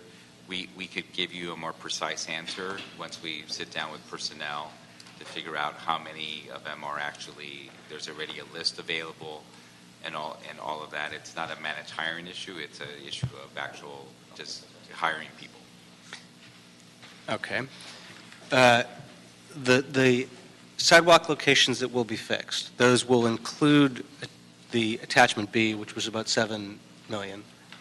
The other $20 million worth of projects will be determined how and by whom. So there's two priority areas that are being recommended in this report: city facilities and residential neighborhoods. The list that you have before you is not a complete list of all the locations, because those are mainly only rec and park neighborhoods, or locations rather. There are a number of city facilities that could also need repair, and that work will be done as well. As it relates to residential neighborhoods, we're recommending that we start off with the list that the Department of Disability currently has, the waiting list of individuals who have called the department, requested that the sidewalks be repaired, because the state of the sidewalks prohibits their ability to get from where they live or where they work to another location. And as was being shared with me earlier, it's not just a sidewalk in front of somebody's house. It's about ensuring that they have a pathway to a bus stop or to their place of work or to a library or some facility. So the remainder of the $20 million, that list is being worked on. I'm presuming we will see it again, and it will or will not reflect an equitable distribution like Mr. Englander. So what I heard from Mr. Englander and is that there has to be a minimum that each district receives. I don't recommend we bring the list back to the council. I recommend that we work with each council office to ensure That's fine. that the money gets spent quickly, and that the priorities reflect the needs in your district as you define them. So I want to ask about the priorities a bit, because there's two I don't see reflected. Mr. Englander mentioned one of them, which is the Great Streets program. I have a Great Street corridor in my district that is anchored on one side by a library, city library, and a fire station, which hosts a lot of community meetings, and is anchored on the other side by West Side Center for Independent Living, which does a lot of work for the disability community, which has been very interested in seeing that we adapt our Great Street so that it's better and smoother. I'd like to see the Great Streets program, those 15 streets, looked at as a priority for this, because the whole point of it is we're supposed to be marshaling different city resources to really get a good bang for our buck. The other, you mentioned MTA. You mentioned that schools are responsible for schools, Metro is responsible for Metro. That's true for stations. It's not true for stops, for transit stops. I'm thinking particularly of folks who take bus as opposed to rail. Anybody who takes a bus is at some point in their journey a pedestrian, unless they're in a wheelchair. In my district, on city sidewalks, there are bus stops. And those bus stops are used by Metro, by Culver City Bus, and by Santa Monica Big Blue Bus. And none of those three agencies are going to repair a City of LA sidewalk near a common shared bus stop. And the bus rider, the transit rider doesn't often get a voice sufficient in these discussions, but those are folks who are pedestrians all day long, who are really using the sidewalks at a level of huge intensity. And I think we need to look at a way to address where the worst sidewalk problems are near transit stops. You know, we talk about part of the reason for doing this program is around public facilities is to make sure the public has access. Well, we want the public to have access to the bus system. So I move to amend item 8 to add a C, great streets, and a D, transit stops, separate from stations, but stops.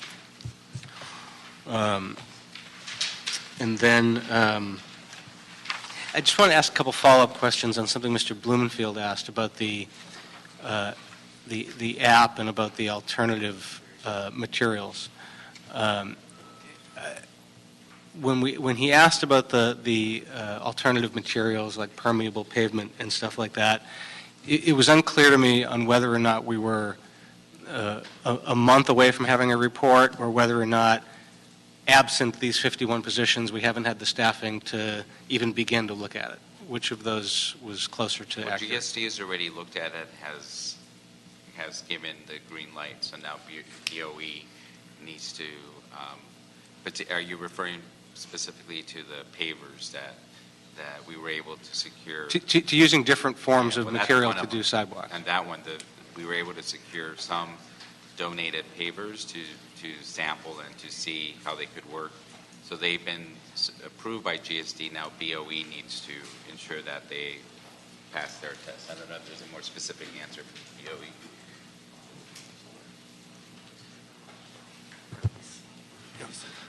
BOE. We're going to use the consultant to help finalize the standard. Obviously, the liability issues we need to make sure on the pavers, but on the porous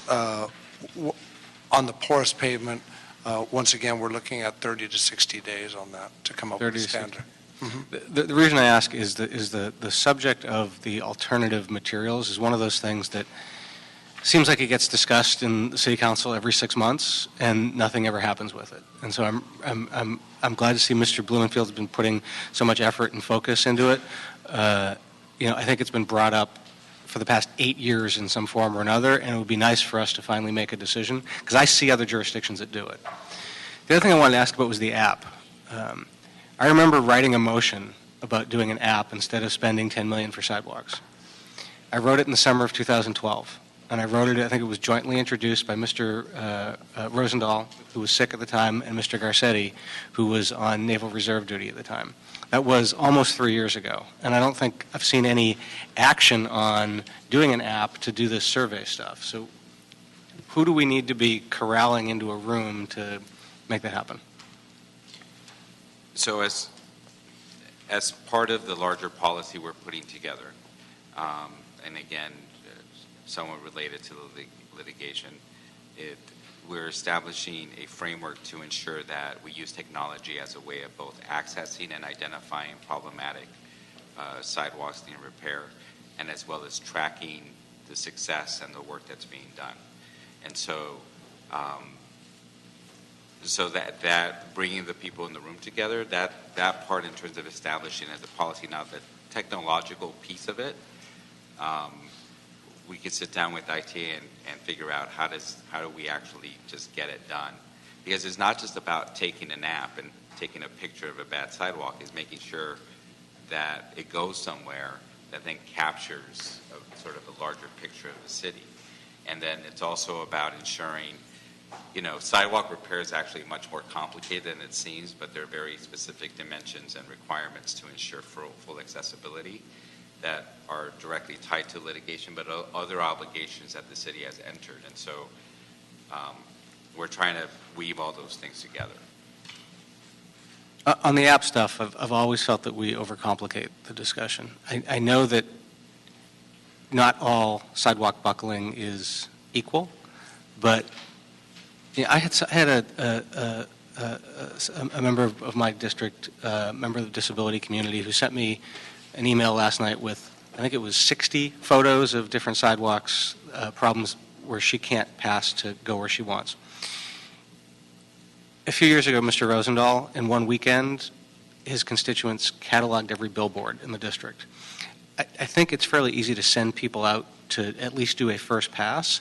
And maybe this isn't sort of a completely scientific thing and it's automatically collated into a list, but if you see photos of sidewalks that are buckled this much, those probably might not be your priority compared to the ones that are buckled this much.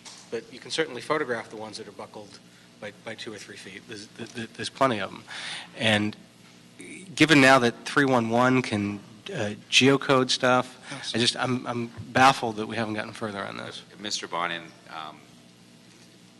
to give you a direct answer now, and anyone who's listening, if there are any sidewalks that provide a member of the disabled community a challenge to cross, I recommend that they contact the Department of Disability, and we will ensure that they get placed on the list. And as we indicated in this report, if you approve it, will be treated with the highest priority. And so you want to share which contact number they should be calling? Good afternoon. Angela Kaufman, ADA Compliance Officer for the city, housed in the Department on Disability. Our department's front desk number is area code 213-202-2764, and my personal direct number is 213-202-2752. We've worked very closely with several council offices. We have several constituents now through neighborhood councils that will email us and send us the information. They are already going out and doing that, but our best eyes are from the disability community. They are the ones that are having the most struggles, having to wheel in traffic in order to get up a curb. So the priority, including residential areas for us in this round, is really critical. We do have some very significant areas that have been very difficult for people with disabilities to just get out of their homes and get to their appointments. So for us, that is critical, and we can help log those and get them over to the appropriate department. What email should people send stuff to? Angela, ANGELA, Kaufman, KAUFMAN, @lacity.org. I'll have a list for my district in about 12 seconds. Send them to me. I'm happy to look at them and speak with the constituents. Thank The only other comment that I really have for our department, a concern that comes up for alternate surfaces to be utilized, is that our department also get the ability to look at them before they finally get approved. I know BV goes through very stringent standards. Sometimes people like to do fun things at the end, like put some paint on it perhaps, that then become a slip and fall issue for the Department on Disability. So if we can be part of that process of looking at these alternatives, I think we'd get farther ahead than our department having to come in and try to figure out if it really is going to be safe for a person with a disability. Definitely. We've always been collaborative, and we will continue to be, Angela. No problem. Thank you. Mr. Bonin, anything else? No, thank you. For some time now, the great council member for the 4th Council District has been listening in, and as a great advocate for our city's investment in our infrastructure, he came to offer some comments and maybe some questions. Mr. LeBlanc. Well, thank you, Mr. Chairman. And first of all, I was down in the press row, and I hate to tell you, but sadly, Rick Orloff passed this day. Some of you may know, and a very special human being who was so special and so fair and so concerned about this city. And then another reporter came up and asked me about sidewalks, and I said, are they still meeting? And I got a chance to catch you. But I think of Rick because he was such a special man, and we'll adjourn in his memory tomorrow. But I wanted just to address you on a few things and thank everybody. First and foremost, I go back to when in the Nixon era, the city received a lot of money and transformed from giving citations to Mr. Koretz for you and Gail to fix the sidewalk in front of your home, to then having a crew come, possibly a CETA crew, which is a Comprehensive Employment Training Act with a lead from the city. And all of a sudden, we were doing it all over the place. And then ADA came along, which was more of the sidewalk cuts, and this effort here. I would just say, to look back, I do believe, and I know we're talking specifically, but I do believe we got to look at somehow engaging in commercial. It's different than residential if you really want to catch up on this. The one thing I do want to say, Mr. City Administrative Officer, your predecessor, Mr. Fujioka, when he's here, I fought for was not successful, very proud of street services and their asphalt plants. We need concrete plants. We need to own concrete plants, pure and simple. And we right now contract with some truck drivers to work with our city forces to haul off the material for asphalt. We could contract with cement truck drivers. But if we own the concrete, that's a cost that we could reduce quite a bit. In the East San Fernando Valley with the sand and that comes from the Great Tahungas is a possibility. That's something I want to really put on the table for you as you go forward. As I go around the city, I often look at the streets, and I know at 3rd and Wilton and 3rd, there's a stamp there that says 1913. That sidewalk was 1913. On Riverside at Lankershim, there's a 1927 stamp, and there's a bunch in between, and I've got a whole bunch, but they put these, we're 100 years old in some places plus, or we're 80 and 90 years old. And so work needs to be done in this area here.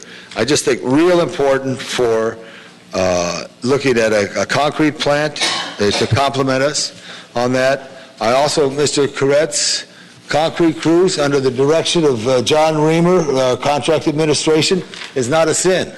It gets the work done for the people, because one of the worst things I ever saw in our little council one day is Councilwoman Janice Hahn showing me a picture of a woman who just got her hair done in San Pedro, who fell on a sidewalk and was all bloodied because the sidewalk was unstable to walk on. It's still a memory of mine. Whether it's concrete crews under contract, which DWP uses a lot as they push their work through. We just had, you have it now, the big pipeline up on Coldwater. Often they have a crew come behind them because they don't have the forces, and it gets it done as long as it's supervised by Mr. Reamer in that sense there. I also wanted to put a plug in for the future in Trade Technical College or West Valley Occupation or Harbor Occupation in partnership and trying to create jobs. You know, if we really wanted to help people, I mean, we wanted to help people. When I was a little kid, there was a guy who was an immigrant from Germany who was a mason, and he rode his bicycle all over Silver Lake and did all the mason work. Okay, how many people could we help in this effort? Because we're never going to hire enough city forces to be able to accomplish this. But somehow, in an entrepreneurship in our development departments, we should look at that as can be. And on 80-day, when I was on the head of the committee that had you, I asked that we check with the state of California, because the state of California, by zip code, knows where people who are getting state assistance from disability live. And whatever the highest zip code is, that has the highest number of people who are receiving assistance should get the first concrete to fix the streets, because that's where they live. I do think it's real important. We could try to use that technology in trying to put it together. These are just a few things that I did want to mention. I do believe that the Public Works Board, the mayor should say to one of their members, you are Ms. Ms. or Miss or Mrs. or Mr. Sidewalk. And that's all, because it's really about sidewalk. And no offense on this last one here, the ficus tree needs a bigger spread. So that's the biggest accelerant for popping sidewalks. So I thank you. It's a tough job, and I think of Bill when we see that there, and I know it's something to. And the last thing I do want to mention, and I'm evaluating a lot of my stuff because there's 22 weeks left in this opportunity that I had to serve the city.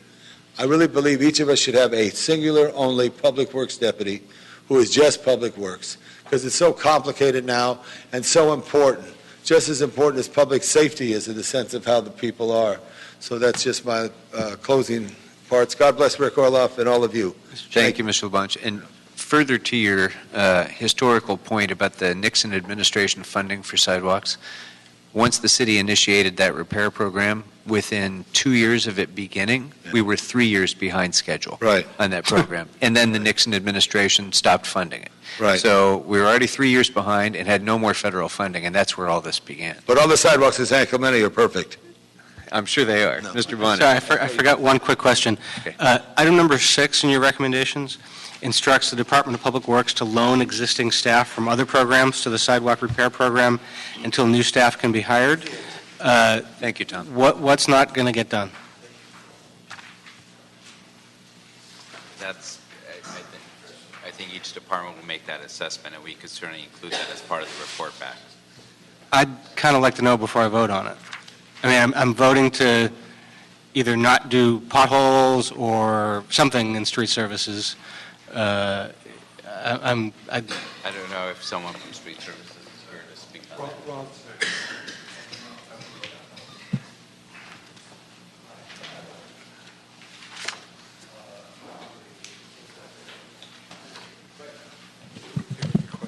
So if we do as item number 6 recommends and instruct Public Works to loan existing staff from other programs to the sidewalk repair program, what are we going to find out doesn't get done? Good afternoon, Ron Olive, Bureau of Street Services. If Bureau of Street Services is going to do construction work, as Mr. Santana said earlier, that our pavement preservation program now is a top priority. We're very challenged to meet those budget goals right now.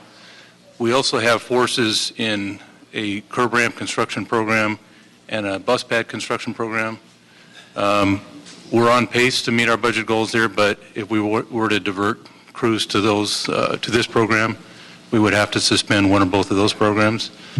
And even on the weekends now, we're really over capacity on spending discretionary funds for the various council offices and also some resurfacing projects that are major arterials near freeway off-ramps, et cetera. So our weekends are even tapped out at this time. So we really have major capacity issues on all of our programs with the construction forces related to sidewalk construction. So you're basically saying you can't afford to loan anybody out? Unless we make a policy decision to suspend, like I say, bus pad construction and not spend the Prop A money, or curb ramp construction, not spend the Measure R money. I think those are the two first candidates.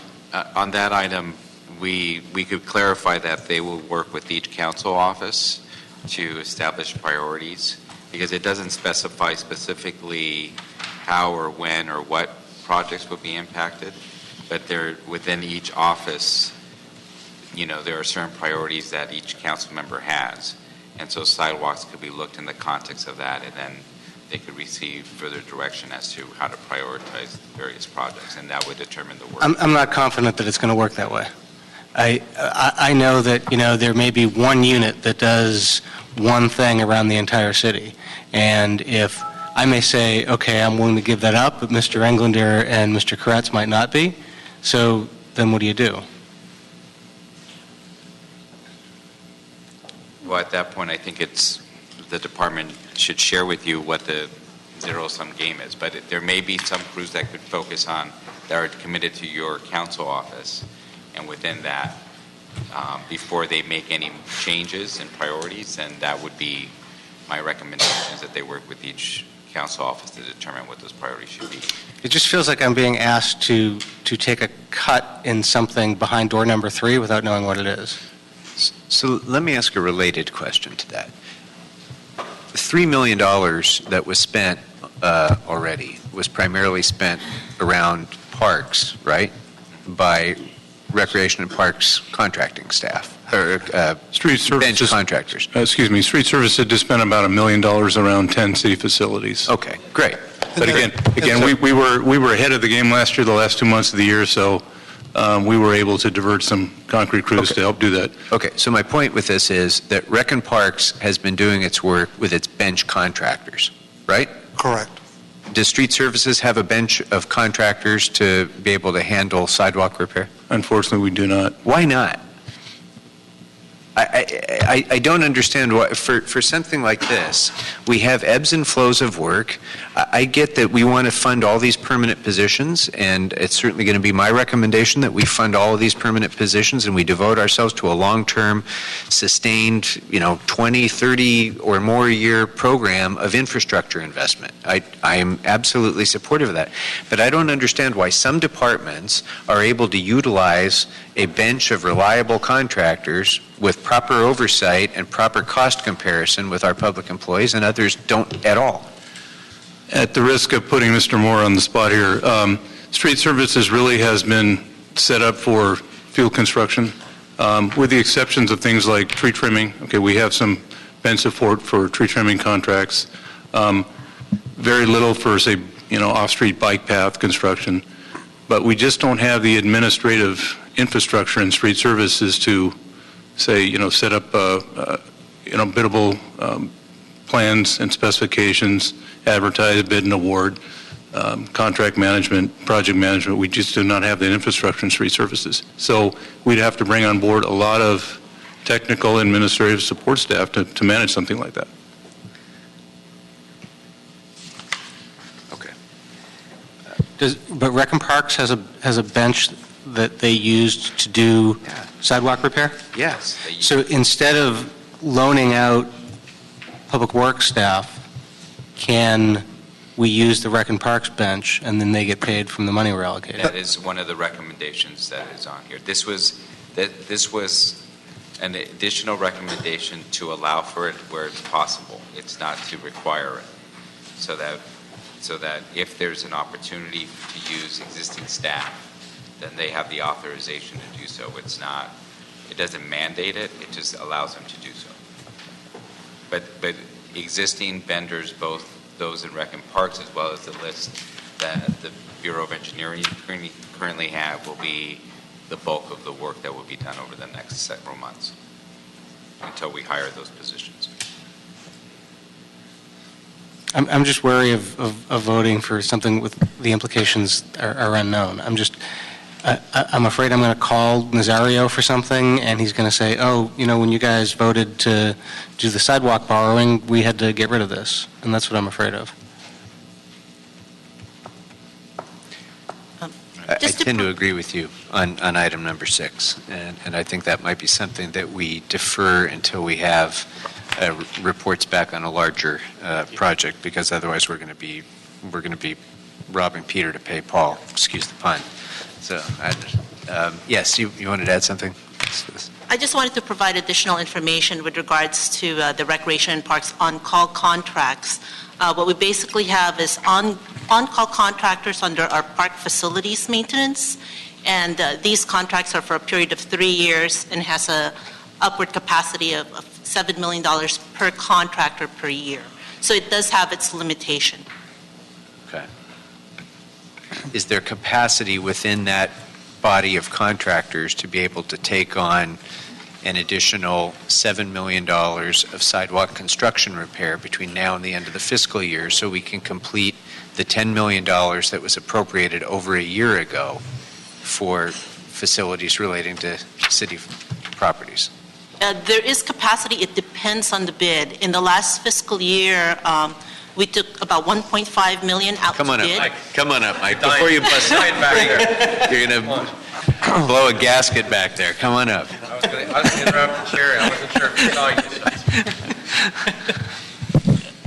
I mean, what Kathy's saying is correct. Mike Shaw, General Manager, Rec and Parks. Some of the contracts that we have are quite small. They're not very large contractors, so we could quickly run them into the ground. There's a few that have a little bit of capacity, but I think in general, no, they don't have the capacity to take on that much work. Most of them are pretty small firms because of the type of work we use them for. But we, in talking with Gary and this, with the city engineer, especially with adding some of the staff and the contractual management staff, we can increase the number of contractors, whether it's with engineering or with us. We could always use good qualified contractors in the Parks Department, whether they're for sidewalks or something else. So I think the idea is to increase the capacity, but we need to get some of them out to bid and pre-qualify. Councilman, I was just going to add, we have a geotechnical structural projects on-call contractor list. That's what we're proposing we would be using, along with the Office of Beautification, along with the Rec and Parks contracts. Great. That's why I'm saying we understand the urgency to use as many tools as possible. One of the things that we've done in engineering anticipation of this, we started a couple months ago, an RFQ to build a sidewalk repair contractor list, just to do something like this. So we're in the development, we cobbled together some staff. Now that the staff is coming, we'll finalize it. It's something we'd set up for the long term. The other thing we were due to get qualifications on pre-qualified street improvement contractor. So we knew this was coming. We've tried to start getting things together. It takes a little bit of time. So we're anticipating the long-term program, but we've got, I think, as I just reiterated, 3 mechanisms that we see to get work done and started as soon as this report would be approved. Okay. So if the recommendations on today's agenda are approved, you'll have sufficient oversight to be able to handle the work of all of those contractors, including those that will come in pursuant to your RFQ, to be able to ensure that they're adequately supervised and inspected and so forth. This staffing will definitely allow that to begin. Okay. And like I said, we'll be supplementing it right now with some consultants also. All right. Members, any other issues? Okay, just a couple clarifications, Mr. Santana, on the revised recommendations. Revised recommendation number 2 is to request the city attorney to work with the CAO to report back with an ordinance to create a sidewalk repair fund. Yes. That recommendation was already approved by the council back in November. So what's the status of the city attorney's preparation of the ordinance to create the sidewalk repair fund? We're working with the city attorney to get this done. Working, I believe, with Lori Rittenberg on this. Okay. The council instructed that that be done over 2 months ago. I need that done.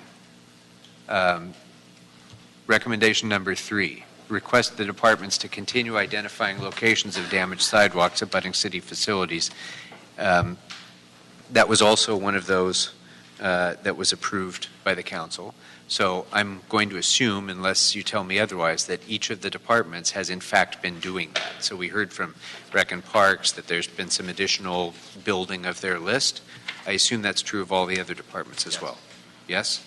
And same with recommendation number 4, approved by the council back in November, the proprietaries as well? We're getting reports back from the proprietaries? Yes.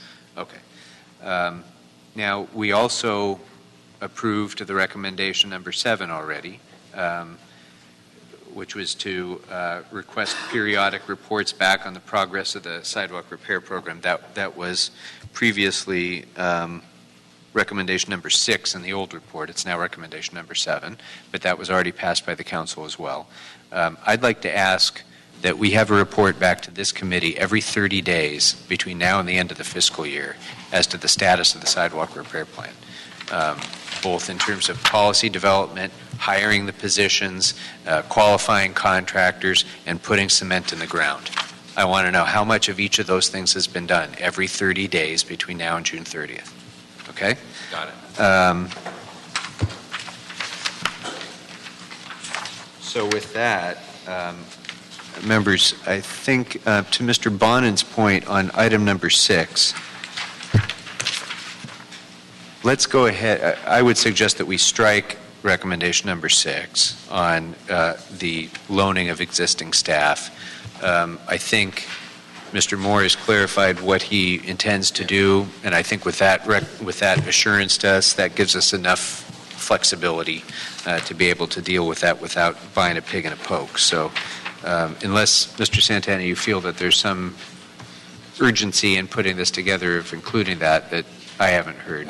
I would recommend that we could take it out, but in the context of our report back, we identify opportunities to do that, then we're specific as to, we were expecting a grant, the grant didn't come in, so we want to move the staff to that way we know what we're voting on. Then instead of doing that, instead of striking it, let's change it to instruct the Department of Public Works to report back on loaning existing staff from other projects. I think that would be more appropriate. Okay, that's fine.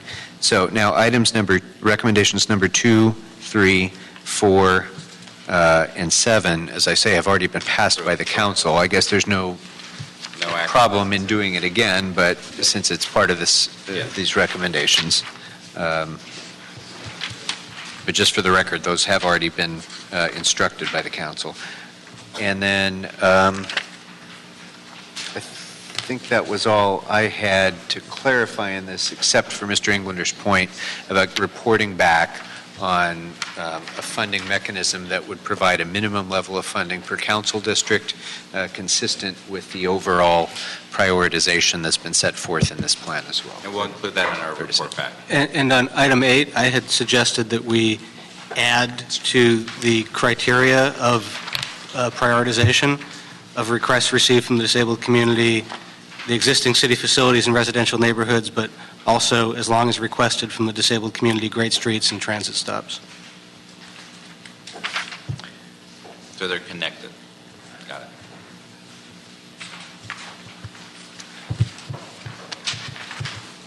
it. Great streets that are associated with transit stops? Because not all of them are. No. The ones that would be, as long as they were issues there from the disabled community. The rubric on all of the overriding clause here is everything has to come from the disabled community, and the lists, the priority under that is city facilities and residential neighborhoods. Right. So just to play this out a little bit, and I'm hesitant to play it out too much in a public setting, but consistent with the ongoing litigation and so on. Most of the great streets, most if not all of the great streets, are commercial corridors in which, as of now, the adjacent business owners have the obligation to maintain and repair the sidewalks. So I'd be a little hesitant, I think, to prioritize those over, other priorities that we have. The transit one makes a great deal of sense just because of accessibility to city transit. facilities, and if it's like you indicated, there's a library. The reason I'm making the point, and maybe it works if we merge great streets and transit stops as one, great streets with transit stops, is my great street has a center for the disabled community on it, and a lot of folks use public transit to get there. Yeah. And I wanted to make sure that that got captured.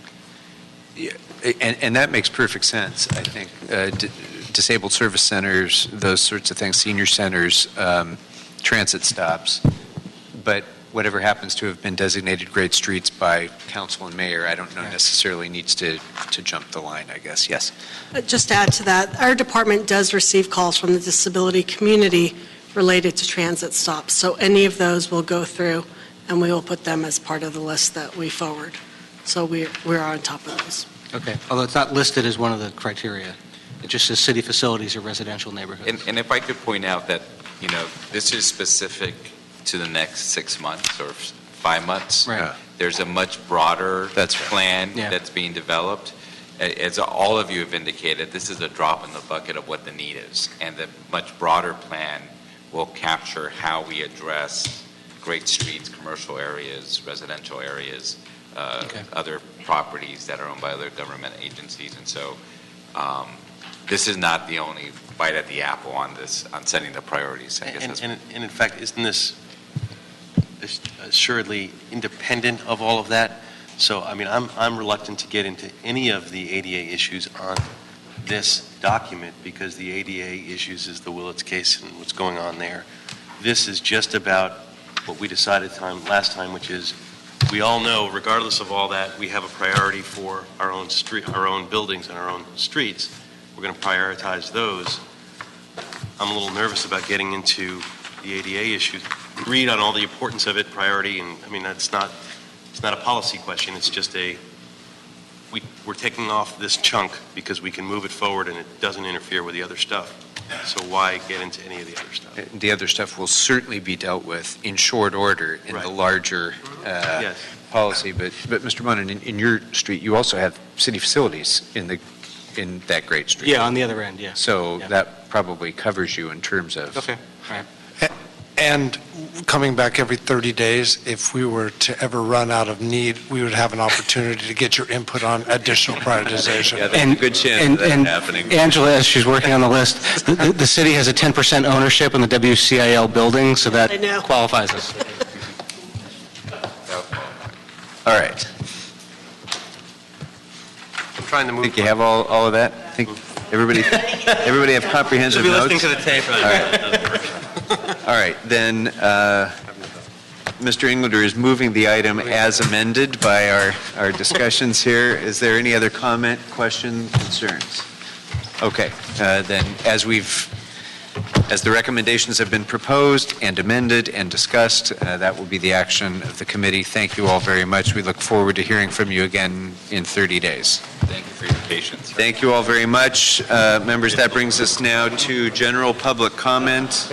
I have 3 speaker cards. The first is from Ms. Sarnoff, followed by Mr. Previn, followed by Mr. Hayes, followed by Mr. McQuiston.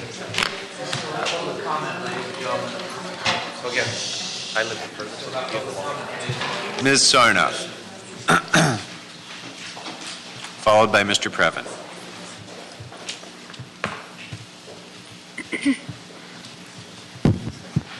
I want to talk about a big budget issue. And that's the transfer of money from the Department of Water and Power to the general fund of the city of Los Angeles. That process has been going on now for a lot of years. And that amount of that has grown. I can remember when it was like $160,000, $180,000, not thousand, but $1 million, pardon me, a year.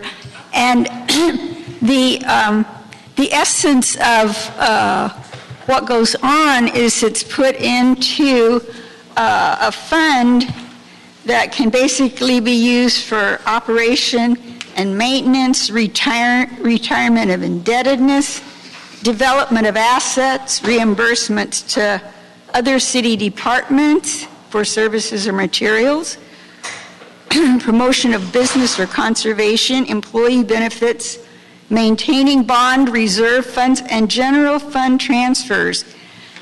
So, I mean, it's a very broad usage, and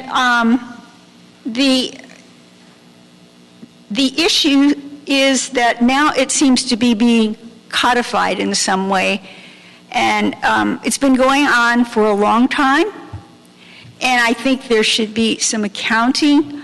The ratepayers have been paying more and more for water and electricity, and so the revenue they've been being charged more revenue while department water and power funds are being transferred to the general fund. And that just seems to me like a big problem. And so thank you very much. Thank and you. It's on tomorrow's agenda. It's item 4. If there are people that want to come, and well, I guess there's no people here, but people want to come tomorrow, it might be a good idea. And it would seem to me that if some ability to speak on this item would be included, although it's already had a public hearing. Thank you very much. Thank you. Our next speaker is Mr. Previn, followed by Mr. Hayes. Yes, it's Eric Previn, city resident from Studio City and a candidate in the CD2 race. And I concur with Ms. Sarnoff. It would be very nice to be able to address item number 4 tomorrow. And I would request that one of these stately council members make that request to for the chair for tomorrow, because it is up to his discretion. This is obviously one of the most embarrassing meetings I've ever participated in, and I'm sure that you all feel the same way, and I feel badly because I realize this is nothing that any single one of you created. But I do think that each and every one of you is poised, and I saw some evidence that Mr. Krikorian is stepping forward by asking for the 30-day bring us back where we are with this, which I think makes a lot of sense and is, of course, painfully long overdue. Whenever you have this kind of a hearing, you have to focus on what you're focusing on. We're looking at a very small, one of you alluded to, a very small amount of money in the big picture of the overall, what might be approaching $1 billion in unmet needs in this category. So what we're looking at, we can't deploy $7 million. At the best case scenario is we're getting things organized to do a much better job. That is the very best case scenario. I'm not convinced that that's what's going on. I feel like what we're facing here is almost a presentation of incompetence that's going to immediately be followed by a privatization play, which I am not 100% against, because I believe that actually bringing in functional entities is in our interests, especially if we can do so and manage it carefully. There's something called job order contracting, which I know you're probably aware of, that is in fact especially earmarked for this kind of repetitive work, a little mitigated by that tree issue, because of course trees are, you can't measure out in feet and yards. Some situations, they're not all equal. But this is worth looking at, and the panel is a good idea. It should be a panel, though, that has careful oversight and should be very limited to what we're doing. I mean, this is just, the liability piece in my 1 second remaining is appalling, because a lawsuit is funded by the city, and the city attorney knows, and these poor workers here who sat here explaining why it hadn't got going.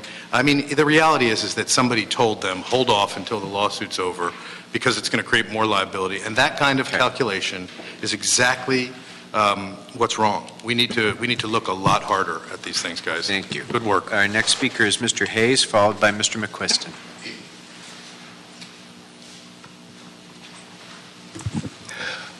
When you contact your city attorney, they will probably confirm that it's a misdemeanor to violate the Brown Act.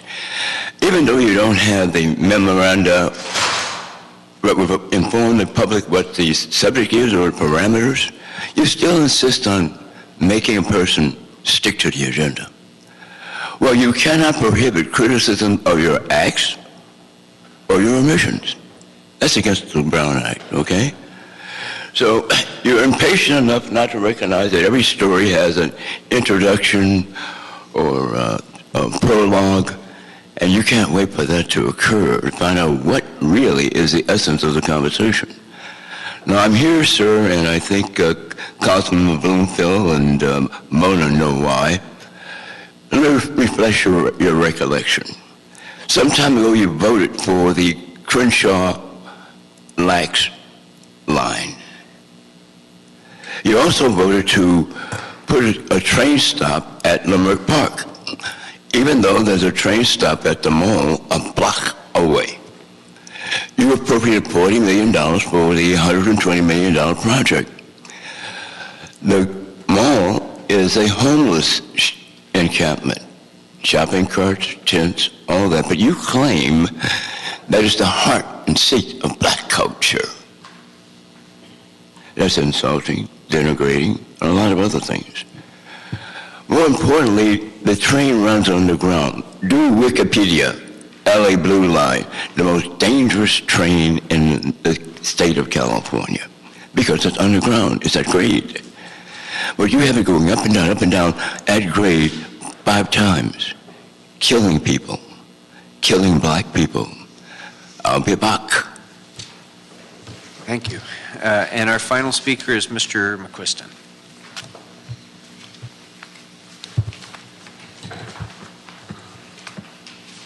Jim McQuiston, you know, I've dealt with Congress a lot, and there's always a tension, let's say, between the Congress and the President because it's a problem of divided responsibilities. And we have the same thing in our charter now. We have an executive branch and a legislative branch.